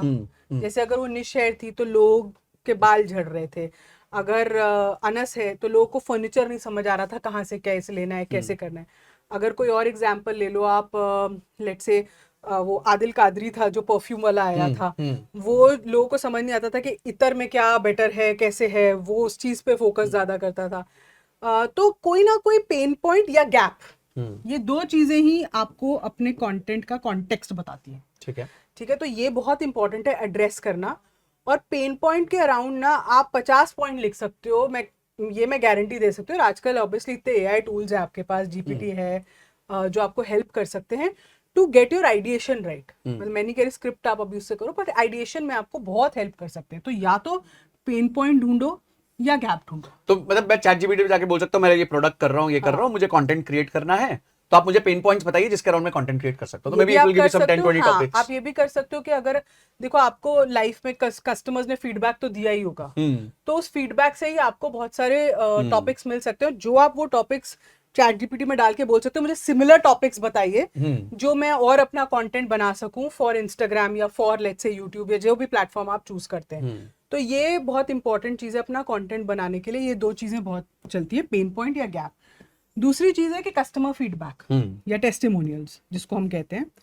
देखो आप जितने भी सच्चे हो जाओ, ट्रस्ट तभी आता है जब किसी सखी के साथ हुआ हो और वो बोल दे कि भाई जा बहन, हाँ कर ले ये ले लेने शेयर का हाँ, प्रोडक्ट, तो या फिर ले ले ये लिपस्टिक। तो ये जो टेस्टिमोनियल है ये बहुत इंपॉर्टेंट होते हैं। लोगों को लगता है कि ये ना आर्टिफिशियल लगते हैं, बट आप फिक्र मत करो, ये आर्टिफिशियल हो सकता है एक सेक्शन को लगे, पर ये बट अगर आपके पास 100 है तो 100 के 100 नहीं हो सकते, हो सकता है Exactly. 10% आप 20% उसमें से कुछ तो ऊपर नीचे करो। जेन्युइन टेस्टिमोनियल्स बहुत वर्क करते हैं। इनको शूट करने के, बोलने के वो अलग अलग तरीके हो सकते हैं कि आप उनको कभी घर पे, कहीं बाहर, कहीं प्रॉब्लम वाले टाइम पे ही you can do all these different things. वो थोड़े क्रिएटिविटी वाली बात हो जाती है, but it's a very powerful way ये बताने के लिए कि आपका कंटेंट या आपका प्रोडक्ट क्यों काम करता है। ठीक है, और यहाँ पे क्या है, ये डायरेक्टली आपके एडवोकेट बन चुके होते हैं। परफेक्ट। तीसरा होता है एजुकेशन इन टर्म्स ऑफ, अब इसमें बहुत कैटेगरी है, जैसे डूज एंड डोंट्स है। ठीक है, इसमें जैसे आपका लेट्स से जो एरिया है, एरिया ऑफ एक्सपर्टीज है, उसमें क्या क्या आता है। जैसे रियल एस्टेट है तो रियल एस्टेट में कैसे खरीदो, क्या खरीदो, कैसे अपना नापो, सारी चीजें वो सब चीजों पे मतलब प्योर एजुकेशन। हाँ, प्योर एजुकेशन। मतलब सबके सवाल होते हैं किसी भी चीज को लेके, लोगों के सवाल। तो मतलब अगर मुझे ये शर्ट लेनी है तब भी मेरे सवाल होंगे कि इसका कपड़ा कैसे होना चाहिए, ये श्रिंक कितनी होती है, ये कितने टाइम में, बहुत सवाल होते हैं लोगों के। तो वो प्योरली एजुकेशन कंटेंट बहुत हेल्प करता है, क्योंकि इनके बीच बीच में जब आप ये कंटेंट डालते हो तो वो लोग उस वक्त उसको लाइक कर लेते हैं, then they would like to see more content from you. क्योंकि आप ये बिलीव करोगे कि आपका पर्सनल ब्रांड लोगों से क्लिक करने के लिए भी लोगों को आपको 7-8 जगह टच पॉइंट्स पे देखना पड़ता है। एक बारी में जो सोचे मेरा पर्सनल ब्रांड बन जाएगा, वो नहीं बन सकता। आपका प्रोडक्ट भी एक बारी में नहीं बिकता। तो जब तक वो बंदा ट्राई नहीं करता, which in social media language we call, जब वो आपको चख नहीं लेता और वो उसको 5-6 बारी कम से कम देखना चाहिए, ही हैज टू, उन 6 बारी में उसको सेंस बननी चाहिए आप जो वो देख रहा है, तो ही वो आपको आगे चल के फॉलो करेगा, फिर सब्सक्राइब करेगा, फिर आपका एडवोकेट बनेगा, फिर लॉयल बनेगा, फिर कस्टमर बनेगा। तो ये पूरी एक जर्नी है। तो ये जैसे ये टाइप का कंटेंट हो गया। कुछ आप फैक्ट्स के अराउंड कंटेंट बना सकते हो। ठीक है, हर एक जगह में कुछ ना कुछ फैक्ट्स होते हैं कि इतना परसेंटेज ये ऐसे, ये आप ये करो तो ये इतने में मल्टीप्लाई हो जाता है। मतलब वो आपको ढूंढना पड़ेगा आपकी ऑडियंस और आपके कैटेगरी क्या है उसके हिसाब से। अब कुछ कंटेंट आप प्योर प्ले इमोशन पे बना सकते हो। किसी की मम्मी के साथ कुछ हुआ, किसी के बहन के साथ कुछ हुआ, कुछ ऐसे हुआ, वेरी इमोशन प्लेड कंटेंट जिसको हम कहते हैं। तो वो कंटेंट भी आपका काम कर जाता है। एंड अगर आप कोई आप देखना चाहो, अगर आप कभी किसी इवेंट के साथ जोड़ सको, कुछ इंडिपेंडेंस डे आ रहा है तो क्या आप कुछ जोड़ सकते हो, कोई फेस्टिवल आया तो आप कुछ जोड़ सकते हो, कोई बड़ा इंडिया मैच जीत गया तो आप कुछ कर सकते हो, ट्रम्प जब बना अगर यूएस प्रेसिडेंट तो आप कुछ कर सकते हो। तो जब आप इवेंट के हिसाब से कुछ करते हो तो वो भी बड़ी इंटरेस्टिंग चीजें हो जाती हैं। अगर आप में ह्यूमर डालने की क्षमता है तो आई वुड से ह्यूमर भी बहुत अच्छा काम करता है कभी कभी आपके जस्ट कनेक्ट करने में लोगों को आपसे। तो इन सारी चीजों पे आप कुछ ना कुछ कंटेंट बना सकते हो। और देखो आप क्रिएटर नहीं हो, आप ये प्लीज ध्यान के रखो, आप जो ये सब पर्सनल ब्रांडिंग की बात कर रहे हो, you are doing it for people who are entrepreneurs. या वो हो सकता है कोई प्रोफेशनल हो, तो आप क्रिएटर नहीं हो कि आपको हर रोज 6 बजे एक रील डालनी है। तो आप प्लीज वो ऐसा मत सोचो कि मुझे अभी 6 बजे हर रोज मैं क्या कंटेंट डालूं, मैं क्या करूं। हाँ, टाइम टेबल बनाना जरूरी है ताकि आपकी कंसिस्टेंसी बनी रहे, बिकॉज कंसिस्टेंसी नहीं होगी तो फिर हाँ, फायदा ही नहीं होगा, कनेक्ट नहीं पूरा होगा लोगों कनेक्ट से। ही नहीं होगा। बट मेरा पॉइंट ये है कि आप अगर एक दिन नहीं डालोगे तो आपकी जीवन में हाँ, वो कुछ नहीं मिस नहीं हो जाएगा। Because this is not your primary job. हाँ, but it is very important. It is very important. So you make a calendar which is up to your calibre. मेरा क्वेश्चन ये आपको कि आप वो बनाओ जो आपकी क्षमता में है। आप कह रहे हो मैं 2 रील डाल सकता हूँ अभी हफ्ते की, ठीक है, Done. आप 2 डालो, पर डालो दो। पर डालो 2। फिर ये मत बोला यार आज ये रह गया क्योंकि मैं आज जिम नहीं जा पाया क्योंकि मेरे को आज ये काम था या ये काम था। फिर 2 डालनी है। फिर आप ये पूरा कैलेंडर बनाओ कि यार मैं महीने में 8 रील डालूंगा, ऐसे होगा ये होगा, एंड धीरे धीरे आपको मजा आने लगेगा, तो आपकी फ्रीक्वेंसी अपने आप बढ़ेगी। अब अगला क्वेश्चन जो मेरा आता है वो ये है कि हमें मार्केटिंग समझ आ गई, कंटेंट समझ आ गया, सॉरी, अगला क्वेश्चन जो आता है कि चलो पर्सनल ब्रांडिंग समझ आ गई, कंटेंट भी समझ आ गया, डालना है, प्लेटफॉर्म्स भी मोटा मोटी समझ आ गए, पर मैं एज अ फाउंडर बोलना ही नहीं जानता। मेरे को ये तकलीफ है कि भाई मेरे को तो बात ही नहीं करनी आती। काफी लोगों के मन में ये होता है, बट जब मुझे ऐसा लगता है कि हर फाउंडर बोलना जानता है, क्योंकि जब वो अपनी टीम को एड्रेस करता है, अपने लोगों को एड्रेस करता है, तो बोल ही रहा होता है, उसको सिर्फ I think he is shy on camera. बिल्कुल, कि वो थोड़ा उनको लगता है कि यार सामने कैमरा है, मेरे को बहुत सारे लोग देखेंगे, जज करेंगे। तो ऐसे लोगों को क्या करना चाहिए? क्या पहले उनको अपने आप को पहले ट्रेन करना चाहिए? Question number 1। और अगर ट्रेन नहीं कर सकते तो क्या वो किसी और एम्प्लॉय को यूज करें या को फाउंडर को यूज करें ऐसे ये काम करने के लिए? देखो इन सबका आंसर में ना कहीं कहीं यस है। मैं ये नहीं कहूंगी कि आप अपने आप को ऐसा ट्रेन करो यार कि 2 साल ट्रेनिंग ही चलती रही and you lose out on that opportunity. पर मुझे लगता है कि एक 45 सेकंड की रील बनाने के लिए बहुत ट्रेनिंग की जरूरत नहीं होती। ठीक है, आपको लॉन्ग वीडियो नहीं बोल रहे हम कि आप 5 मिनट की बनाओ जिसमें हो सकता है एक डर आए, स्क्रिप्ट कैसे याद रहेगी, ये कैसे, आजकल तो टेलीप्रॉम्प्टर इतनी चीजें हैं, लोग करके कर सकते हैं। तो मैं ये कहना चाहूंगी कि पहली कुछ रील बेकार सी होने दो, ठीक है, कोई बात नहीं, बट करो, कर लो, देखो तो सही, क्या पता आपको लगे यार ये मेरे लिए है ही नहीं, मैं अपना किसी और तरीके से ब्रांड बनाता हूँ, ये मेरे बस की नहीं है, हो सकता है ये आपको समझ आ जाए। ठीक है, और बाकियों को भी लगे सो कि हर कोई इंस्टाग्राम के लिए नहीं बना है। अब जैसे गणेश का एग्जाम्पल है, वो लिंक्डइन पे है भाई, वो नहीं है इंस्टाग्राम पे, तो उसने वो प्लेटफॉर्म यूज किया। कुछ लोगों ने एक्चुअली सिर्फ अपने वेबसाइट से यूज किया है पर्सनल ब्रांडिंग करना, क्योंकि वो नहीं कर सकते ये प्लेटफॉर्म को ढंग से यूज। तो आई एम सेइंग कि एक तो जैसे आपने कहा हर फाउंडर बोल सकता है, ये बिल्कुल ट्रू है, हर फाउंडर बोल सकता है, बस उसको वो झिझक बाहर निकालनी है। तो आई वुड से थोड़ी प्रैक्टिस, थोड़ा सा आप अपनी टीम के साथ बैठ के एक अगर आप फाउंडर हो तो कुछ एक बंदा ऐसा हायर कर ही लो जो आपके साथ थोड़ी कम्युनिकेशन स्किल प्रैक्टिस कर सके, जो आपको थोड़ा सा सक्षम बना सके कि आप कैमरा के सामने अपनी बात सही से कह सको, you are saying to the point things, घुमा फिरा के बहुत लंबा चौड़ा हो, क्योंकि रील में वो चलता नहीं है। तो आप ये डालना तो शुरू करो, आप खुद देखोगे from the first reel to your 30th reel आप में ही बहुत फर्क आ जाएगा।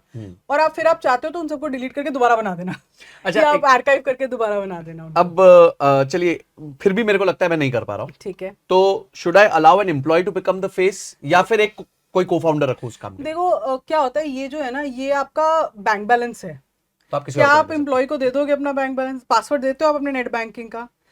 तो मुझे लगता है कि आप एम्प्लॉयज को यूज कर सकते हो, बट अम्ब्रेला तो आपको पकड़ना पड़ेगा, ठीक, क्योंकि आप अगर एक एम्प्लॉय के, देखो पर्सनल ब्रांडिंग में क्या है ना, क्या मैटर करता है? चेहरा, फेस। जब मुझे ये फेस देखने की आदत हो गई है और बाय चांस वो फेस शिफ्ट हो और गया, वो फेस कहीं और चला गया, तो मैं ये क्यों देखूंगी आपका चैनल? मैं तो उसको देख रही हूँ ना, because word is personal branding. Exactly. तो ये, क्योंकि ये क्वेश्चन मुझे बहुत बार आता है, तो इसलिए मैं बार बार आपसे पूछ रहा था। या तो वो एम्प्लॉय आपको कभी छोड़ के नहीं जाएगा, वो नहीं, मतलब वो आप अज्यूम नहीं कर सकते, वो गारंटी नहीं है। हाँ, वो गारंटी तो वैसे को फाउंडर के साथ भी नहीं है, बट ठीक है, को फाउंडर का एक स्टेक बड़ा होता है, तो आप फिर भी दोनों कर सकते हो, वो चीज आप डाल सकते हो ऐसे। आई वोंट से कि आप, क्योंकि हो सकता है वो भी अपना ब्रांड बिल्ड करना चाहता हो, तो वो चीज आप फिर भी दोनों देख सकते हो। But just leaving your personal brand off और your company brand on an employee is a mistake, क्योंकि वो आपकी कंपनी का फेस नहीं है, लोग उससे कनेक्ट नहीं करेंगे, और उसकी स्टोरी नहीं है कोई। लोग तो आपकी स्टोरी जानना चाहते हैं ना, कंपनी तो आपने बनाई है, तो वो आपकी स्टोरी थोड़ी बता सकता है, वो तो आप ही बता सकते हो। तो आपको ये तो सीखना पड़ेगा कि ये आपने खुद करना है। It's like running your bank account, ये आपने खुद ही करना है, बिल्कुल। तो समृति, अब आता है खर्चे। तो लोग मानते हैं कि भाई पर्सनल ब्रांडिंग तो खर्चा है, अभी इमीडिएटली आपको सेल दिख रही नहीं, आपने भी मना कर दिया सेल नहीं करनी, सिर्फ पढ़ाना है। तो एक एंटरप्रेन्योर अलग अलग स्टेजेस पे उसको कितना खर्चा करना चाहिए इसमें, और किस किस हेड्स में ज्यादा जाता है, कौन से स्टेज पे कंसल्टेंट को लेना चाहिए, कैसे स्टार्ट करना चाहिए, ब्लूप्रिंट कैसे बनाना चाहिए, इसके ऊपर अगर आप कुछ पूरा जर्नी बता दे तो। देखो, ब्रांड बनाने में कोई भी खर्चा तो लगता है, बिल्कुल लगता being very true to that. और हर एक के पास ये लिबर्टी एडवांटेज नहीं होती है, तभी लोग ये छोड़ देते हैं और अपने कस्टमर को लाने में ज्यादा फोकस करते हैं, क्योंकि धंधा तो चलाना है, राइट। बट अगर आप थोड़ा स्मार्ट हो तो कुछ क्राइटेरियाज आप में काफी सही हैं। फॉर इंस्टेंस, आपके प्रोडक्ट से बहुत कंटेंट बन सकता है, कुछ कभी कभी वो भी टफ होता है। जैसे कुछ लोग गैस स्टोर्स करते हैं, ये सब चीजें करते हैं, तो उसमें कंटेंट बनाने में भी टाइम लगता है। आप एक अच्छे स्पीकर हैं, लेट्स से ऑलरेडी, आपको उस पर बहुत मेहनत नहीं करनी है। आप टेक savvy हैं, आपके पास बच्चे हैं जो थोड़ा हेल्प कर सकते हैं, तो आप वो प्रोसेस तो शुरू कर सकते हो। जैसे फॉर इंस्टेंस, हम शार्क टैंक की इतनी बात करते हैं क्योंकि वो एग्जाम्पल सबको पता है, बट इनमें से काफी लोगों की सोशल मीडिया जर्नी जीरो से ही शुरू हुई है। फॉर इंस्टेंस, एक लड़की थी जिसका ब्रांड था कोकी नारी करके, वो स्पोर्ट शूज बनाती थी, हैंड पेंटेड। तो उसने अपना जो ब्रांड शुरू किया,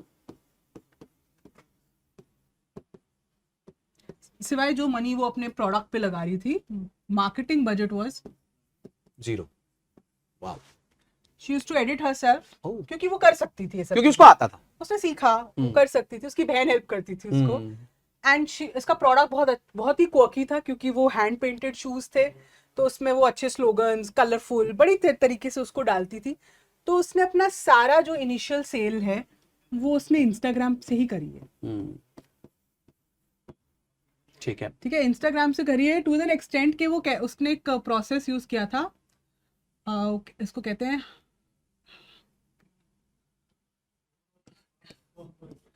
ऐसे करके कुछ प्रोसेस है, विच मीन्स यू पे नाउ एंड हाफ यू पे लेटर। अच्छा।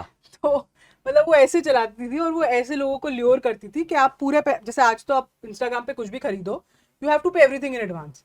तो उसने वो हाफ 50-50 कर दिया था कि आप अभी दे दो, बाकी आप डिलीवरी पे दे दो, to get more customers basically. तो उसने अपनी जो भी मार्केटिंग जर्नी है और अपना ब्रांड बिल्डिंग, उसने एक चीज सोच, देखो उसने भी एक स्ट्रैटेजी करी थी कि उसने अपना पर्सनल ब्रांड और कंपनी का ब्रांड एक ही रखा। शी कॉल्ड हरसेल्फ द कोकी नारी। तो कंपनी का नाम भी वही था और उसने अपना ब्रांड भी वही बनाना था। तो उसने अपनी सारी मार्केटिंग का एफर्ट इस पे डाला, जब तक उसकी कुछ रेवेन्यू जनरेट नहीं हुआ, जब वो एक्चुअली में खर्च कर सकती थी पैसे टू डू कोलैब्स। फिर उसने कोलैबोरेशन शुरू की जहां उसने पैसे लगाए होंगे, और धीरे धीरे उसने ये बिल्ड किया। तो ये एक थोड़ा स्मार्ट तरीका होता है जब बंदा खुद कर सकता है चीजें और वो उतने उसके पास टाइम हो करने का।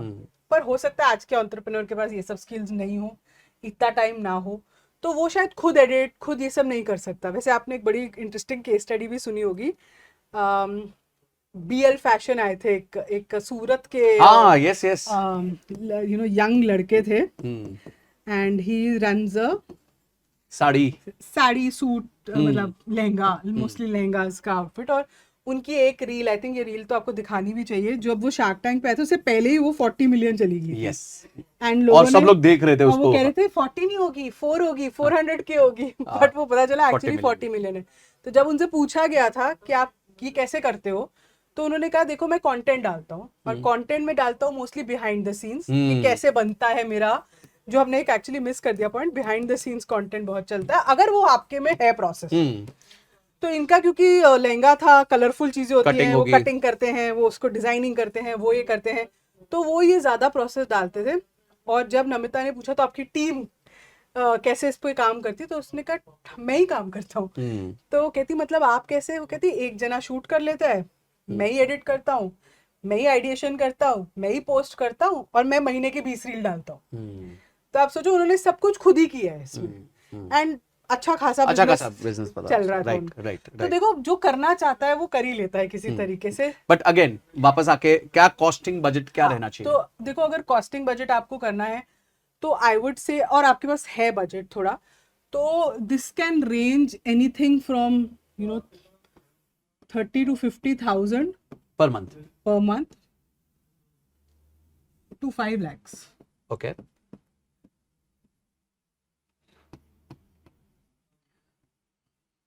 Per month.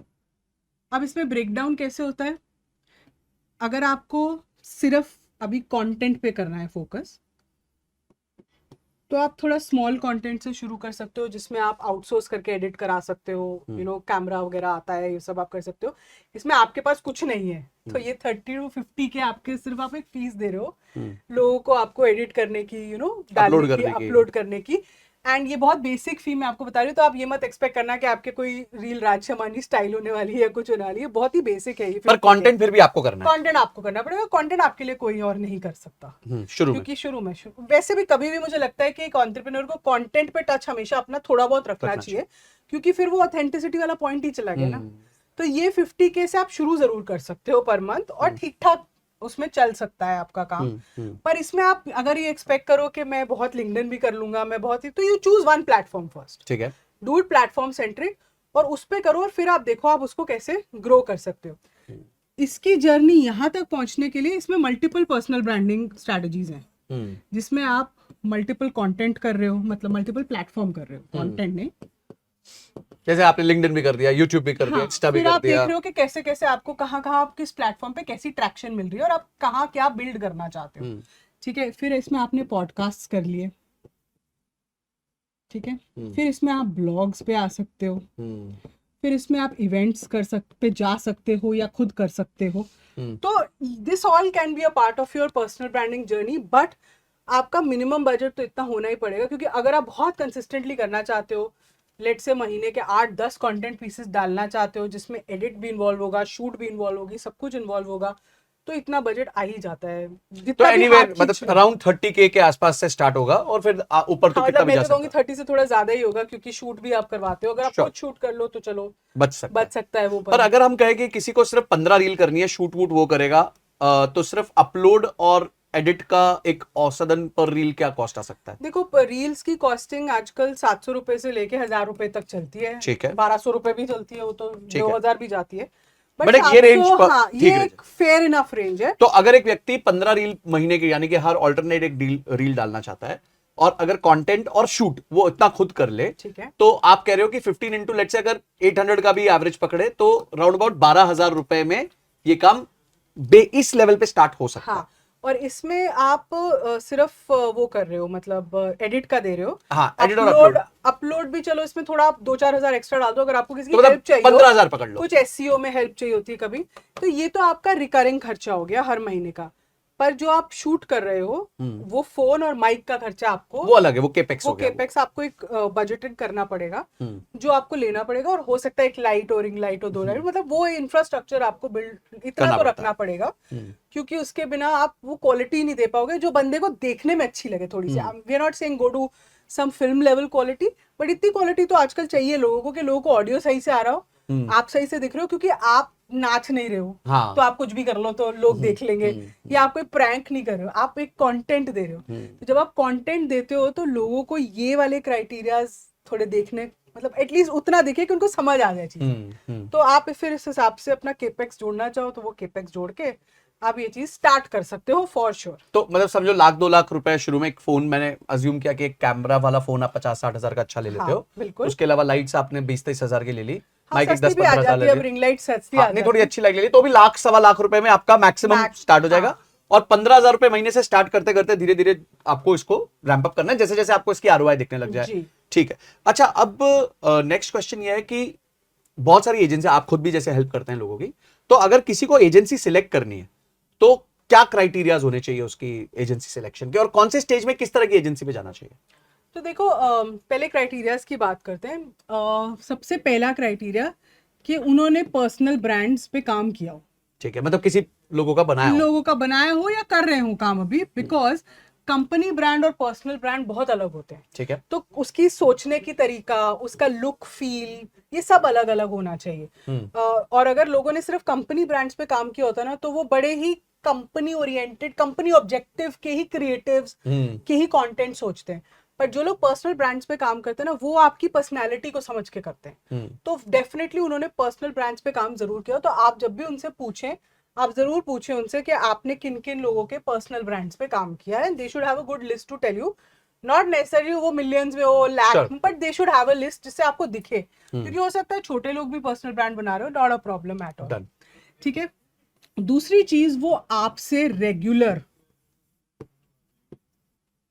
अपडेट्स ले, 2-3 चीजों के, क्या नया हो रहा है या क्या हो सकता है आपकी स्टोरीज के बारे में, ठीक है।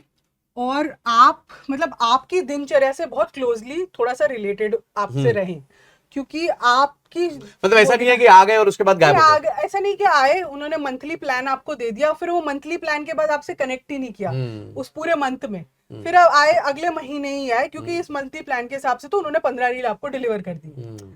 ऐसा नहीं हो सकता, क्योंकि देखो जब आप पर्सनल ब्रांड और आप एजेंसी हैंडल करते हो, फिर वो आपकी स्टोरी भी देख रहा होता है कि आप स्टोरी क्या डाल रहे हो, आपका Feedbacks देता है। फीडबैक भी देगा आपके लिए, वो कुछ पोल्स भी बनाएगा, मतलब depending on platform to platform of course.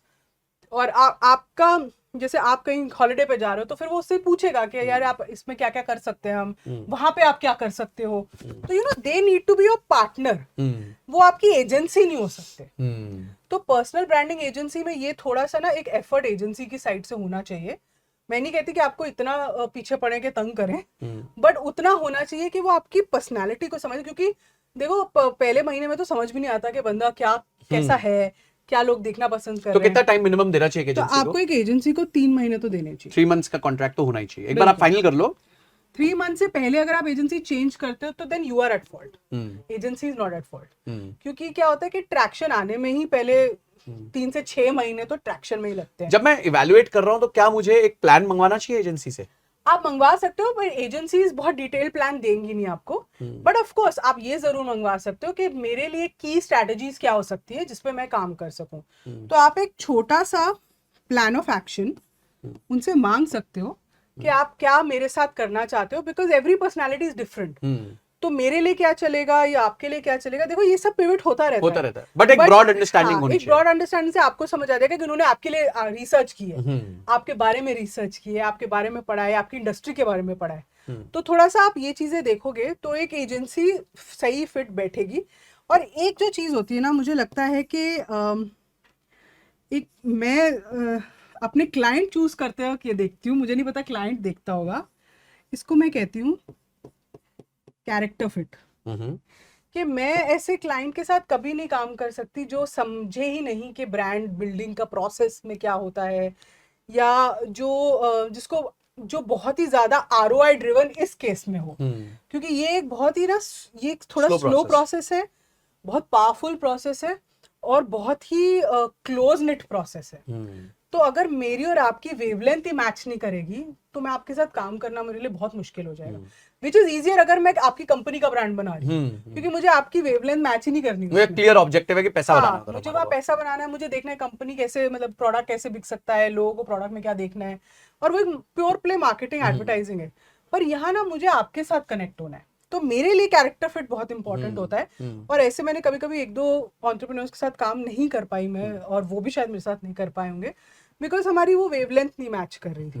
But I think अगर आप बहुत बड़ी एजेंसीज के पास जाते हो, आपके पास वो बजट है, तो कोई ये देखता नहीं है, क्योंकि वहां पे उनके पास उनके पास वैसे बजट्स होते हैं और उनके पास ऐसी पूरी मैन पावर होती है। तो मुझे लगता है जब आप ये सारी चीजें एक एजेंसी के साथ देखते हो तो कंटेंट और ये सब चीजें बन जाती हैं, बट ये बेसिक फाउंडेशंस बहुत इंपॉर्टेंट है, क्योंकि आप और वो अगर दोनों मेहनत करते हैं ना कंटेंट पे, फिर वो चीज डेवलप होने लग जाती है, दिखने लगता है, रिजल्ट्स इट्स नॉट नेसेसरी आप एजेंसी को पहले अगर चूज करो तो आप पहले देखो कि यार मुझे कंटेंट आइडियाज क्या भेज रहे हैं, दैट इज नॉट इम्पोर्टेंट।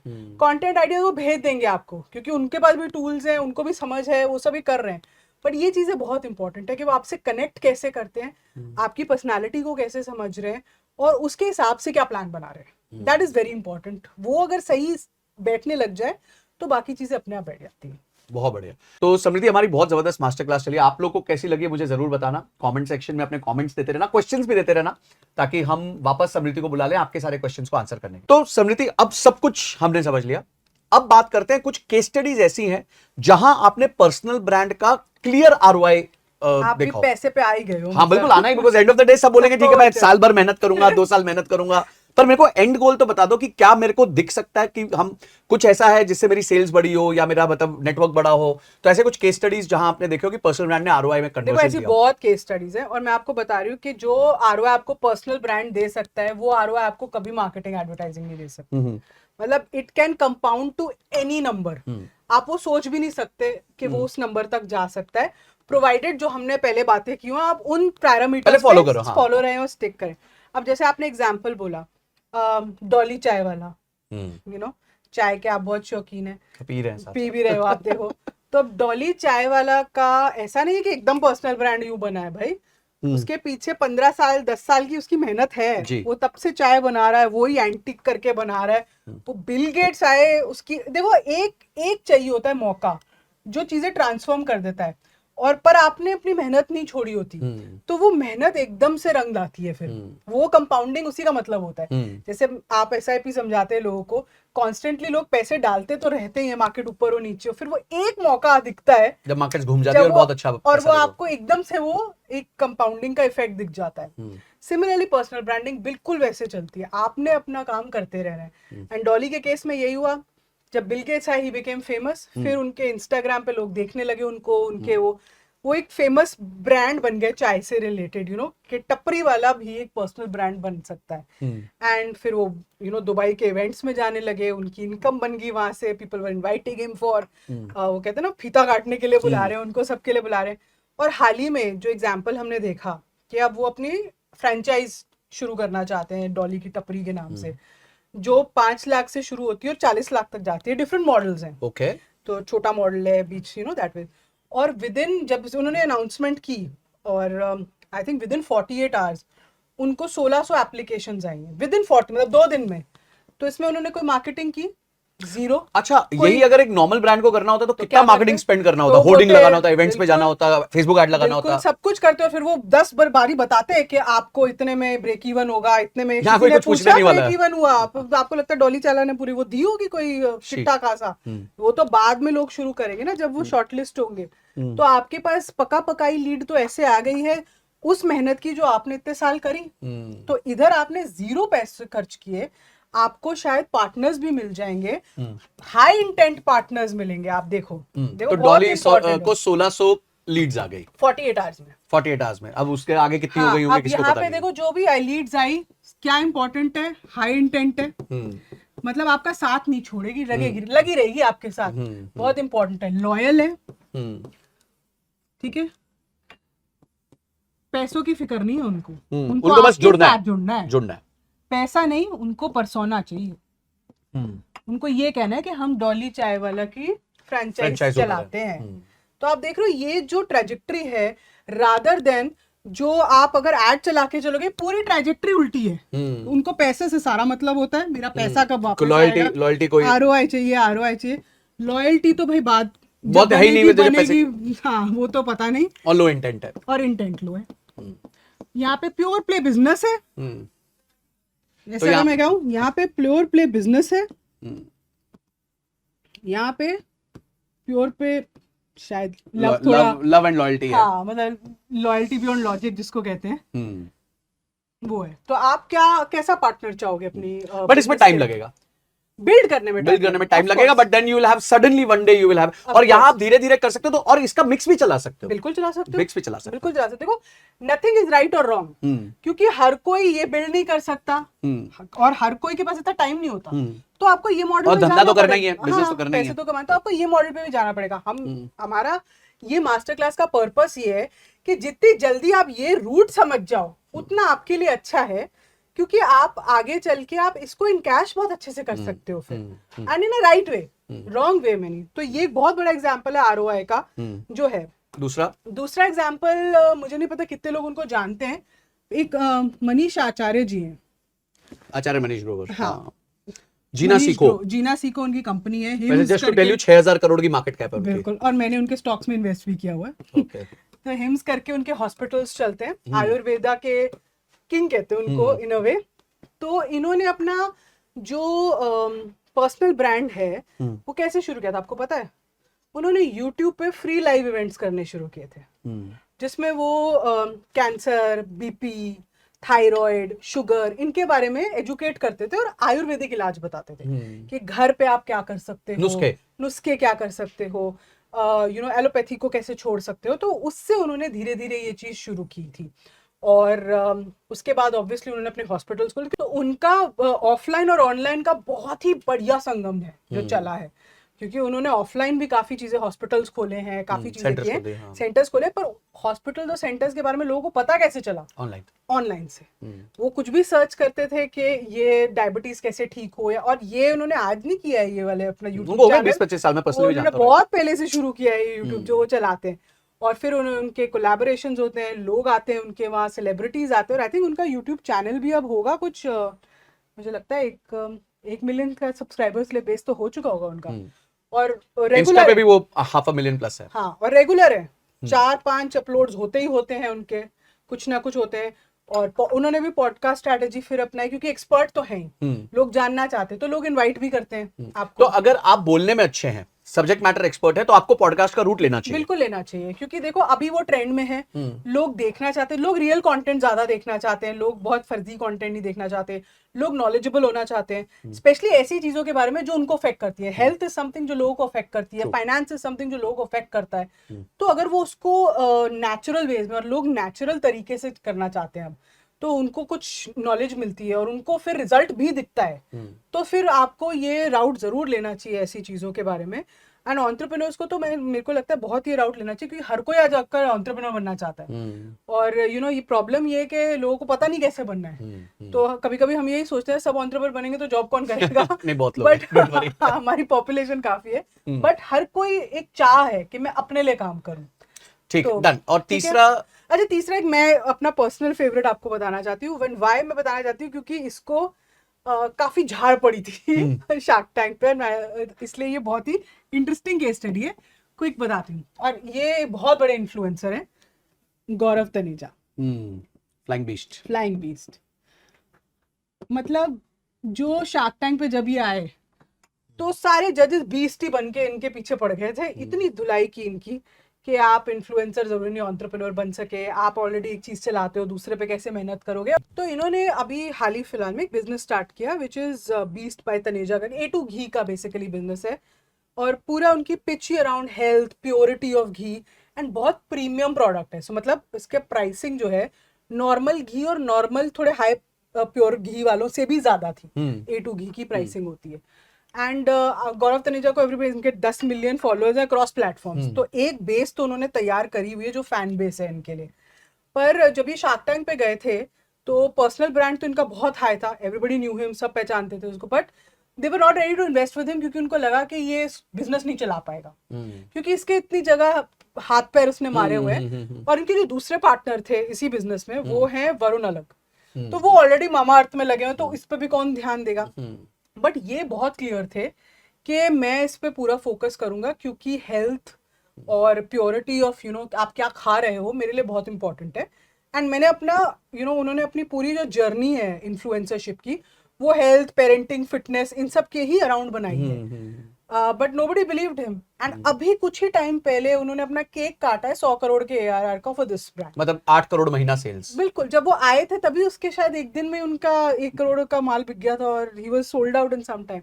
तो मैं कह रही हूँ उनकी इतनी फॉलोइंग बन चुकी थी कि people were trusting him with the product. And देखो अगर वो इतने तक पहुंचे, विच मींस द प्रोडक्ट भी मस्ट बी गुड। एंड और लोग पैसा देने के लिए तैयार हैं उस प्रोडक्ट के लिए, वो महंगा प्रोडक्ट है, सस्ता नहीं है। तो ये इन्होंने अपना पर्सनल ब्रांड ही तो लेवरेज किया है। एंड ही सेज मैंने कोई मार्केटिंग नहीं की है, he has only used his YouTube, Facebook and Instagram to sell it without any middleman. Wow. Very clear about it. तो ये एक ROI का एक रिटर्न ही तो है। कितना टाइम हुआ है? आई थिंक 1 साल 1.5 साल हुआ होगा कंपनी को लॉन्च करे हुए। एंड क्या बुरा है इसमें? तो एक हमने व्यक्ति देखा जिसने फ्रेंचाइज यानी अपना नेटवर्क एनहांस किया पर्सनल ब्रांड के थ्रू, ठीक है। एक हमने व्यक्ति देखा जिसने एक एंटरप्राइज बना दी अपने पर्सनल ब्रांड के थ्रू, जो आज 6,000 करोड़ की है। और एक हमने केस स्टडी देखी जहां एक पर्सनल ब्रांड ने एक प्रोडक्ट लॉन्च किया और उस प्रोडक्ट को 100 करोड़ की सेल पे पहुंचा दिया। तो चाहे आपको फ्रेंचाइज यानी नेटवर्क बढ़ाना हो, चाहे आपको कंपनी को एक बड़े मार्केट कैप पे लेके जाना हो, या प्रोडक्ट बिजनेस को सेल बढ़ानी हो, personal branding is coming handy everywhere, मतलब हर जगह उसका उपयोग हो रहा है। बिल्कुल। तो ग्रेट, बस अब लास्ट क्वेश्चन ये है कि क्या नहीं करना चाहिए पर्सनल ब्रांडिंग में? देखो, क्या नहीं करना चाहिए ना, एक ही चीज है जो नहीं करनी चाहिए, पर्सनालिटी और पर्सनल ब्रांडिंग को एक जैसा रखो। वही अंदर बाहर ईमानदार। हाँ, बस वही चीज बहुत इंपॉर्टेंट है, क्योंकि देखो ये प्रोसेस स्लो है, you don't need to give up, consistency चाहिए, वो आपको किसी भी काम में चाहिए। आपको अगर अपना बिजनेस भी इन सब ने बनाना होगा तो हाँ, सब कंसिस्टेंसी बहुत चाहिए, टाइम लेके बनाते तो हैं। वो एक आपको चाहिए। आपको कॉन्स्टेंटली अपने जो कंज्यूमर है उसके साथ कनेक्टेड रहना है, जानना है उसकी क्या प्रॉब्लम आई, क्या ये हुआ, क्या तो आप ठीक कर सकते हो। जैसे I like something really good about Zomato, कोई भी जोमैटो के बारे में लिंक्डइन पे कुछ लिख देना तो फाउंडर से रिप्लाई चला जाता है। हाँ, तो वो फटाफट रिप्लाई करके कहते हैं कि अच्छा ये हमारा, बिकॉज यार वो इतनी बड़ी कंपनी, हाँ, हो सकता है नीचे लेवल पे हो सकता उनको है, पता ही नहीं है कि ये सब हो भी वो रहा उनका होगा। इंटेंट नहीं है, बट हो जाती है मिस्टेक्स। बिल्कुल हो जाती है। And you know he rights back on LinkedIn, only he rights back, और जहां भी वो कर सके कि हम देखेंगे कि ये चीज सही हो, या ये टैक्स हमने क्यों लगाया, या ये क्या, अब वो करे ना करे आई डोंट नो, बट ठीक है, एक्नॉलेज But there करना, is- सुनना, there it is a tells process. People कि तो- आप हमें सुन, हम आपको सुन रहे हैं। तो वो उनका पर्सनल ब्रांड बना हुआ है, वो people think that he is connected to the customer, वो जाते भी डिलीवरीज करने जाते हैं, मतलब उन्होंने वो ब्रांड कंसिस्टेंट रखा है।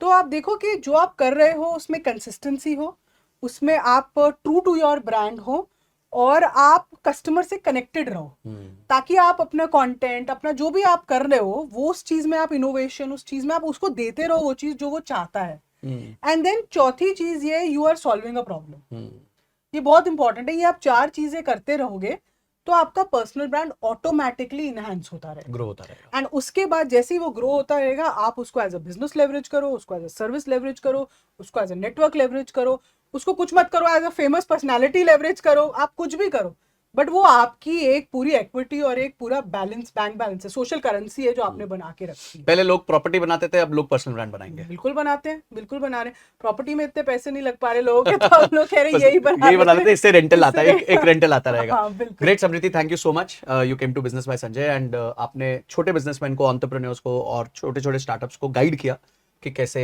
वो पर्सनल ब्रांड बना सकते हैं। मैंने पहले ही शुरुआत में बोल दिया था इनको कि मैं आपका एक लिंक नीचे गूगल फॉर्म का दे रहा हूँ, where they can connect with you, and अगर उनको अपनी कोई भी प्रॉब्लम्स होंगी तो आप प्लीज उनकी सेल्फ हेल्प करिएगा। और मैंने उनको कहा ये टोटली फ्री होगा, बिल्कुल, the first call with you will be totally free, so आप प्लीज हेल्प करके जितना पॉसिबल हो लोगों की हेल्प करेंगे, ताकि वो लोग भी अपना पर्सनल ब्रांड बना के अपनी जो मार्केटिंग कॉस्ट है उसको कम कर सके, सेल्स को बढ़ा सके और एक अच्छा बिजनेस बना सके। Thank you so much. Thank you Sanjay, thank you for inviting me. जी हाँ, अगर आप यहां तक पहुंच गए तो यानी आपने इस एपिसोड को कंप्लीटली देखा है, इसका मतलब आप सीखना चाहते थे और समझ गए हैं पावर ऑफ पर्सनल ब्रांडिंग। अब कुछ चीजें मैं आपसे रिक्वेस्ट करने वाला हूं जो आपको करनी। सबसे पहले तो चैनल को सब्सक्राइब कर दीजिए, घंटी दबा दीजिए, ताकि ऐसे अमेजिंग गेस्ट्स जो आपको आपके बिजनेस में हेल्प कर सके उनको मैं बुला सकूं। सेकंड, आपकी टॉप 5 लर्निंग्स क्या रही हैं ये कमेंट सेक्शन में जरूर डालना। थर्ड, कमेंट में ये भी बताना कि आप किसको चाहते हैं मैं इस चैनल पे लेके आऊं जो बिजनेस के बारे में या बिजनेस को इंप्रूव करने के बारे में बात करें। और फोर्थ, इस वीडियो को एटलीस्ट 5 लोगों के साथ भेजना जिनकी मार्केटिंग कॉस्ट बहुत ज्यादा चल रही है और वो धीरे धीरे अपनी मार्केटिंग कॉस्ट कम करके अपने बिजनेस को प्रॉफिटेबल करना चाहते हैं। पांचवा, एक गूगल फॉर्म का लिंक है डिस्क्रिप्शन में, अगर आप समृति के साथ अपनी अपॉइंटमेंट बुक करना चाहते हैं तो उस पे अपनी डिटेल्स भर सकते हैं। आपकी पहली कॉल एब्सोल्युटली फ्री होगी और वो आपकी हेल्प करेंगी। तो आपने इस एपिसोड को पूरा देखा, इसके लिए आपका बहुत बहुत धन्यवाद। अगले एपिसोड तक जय हिंद, जय भारत।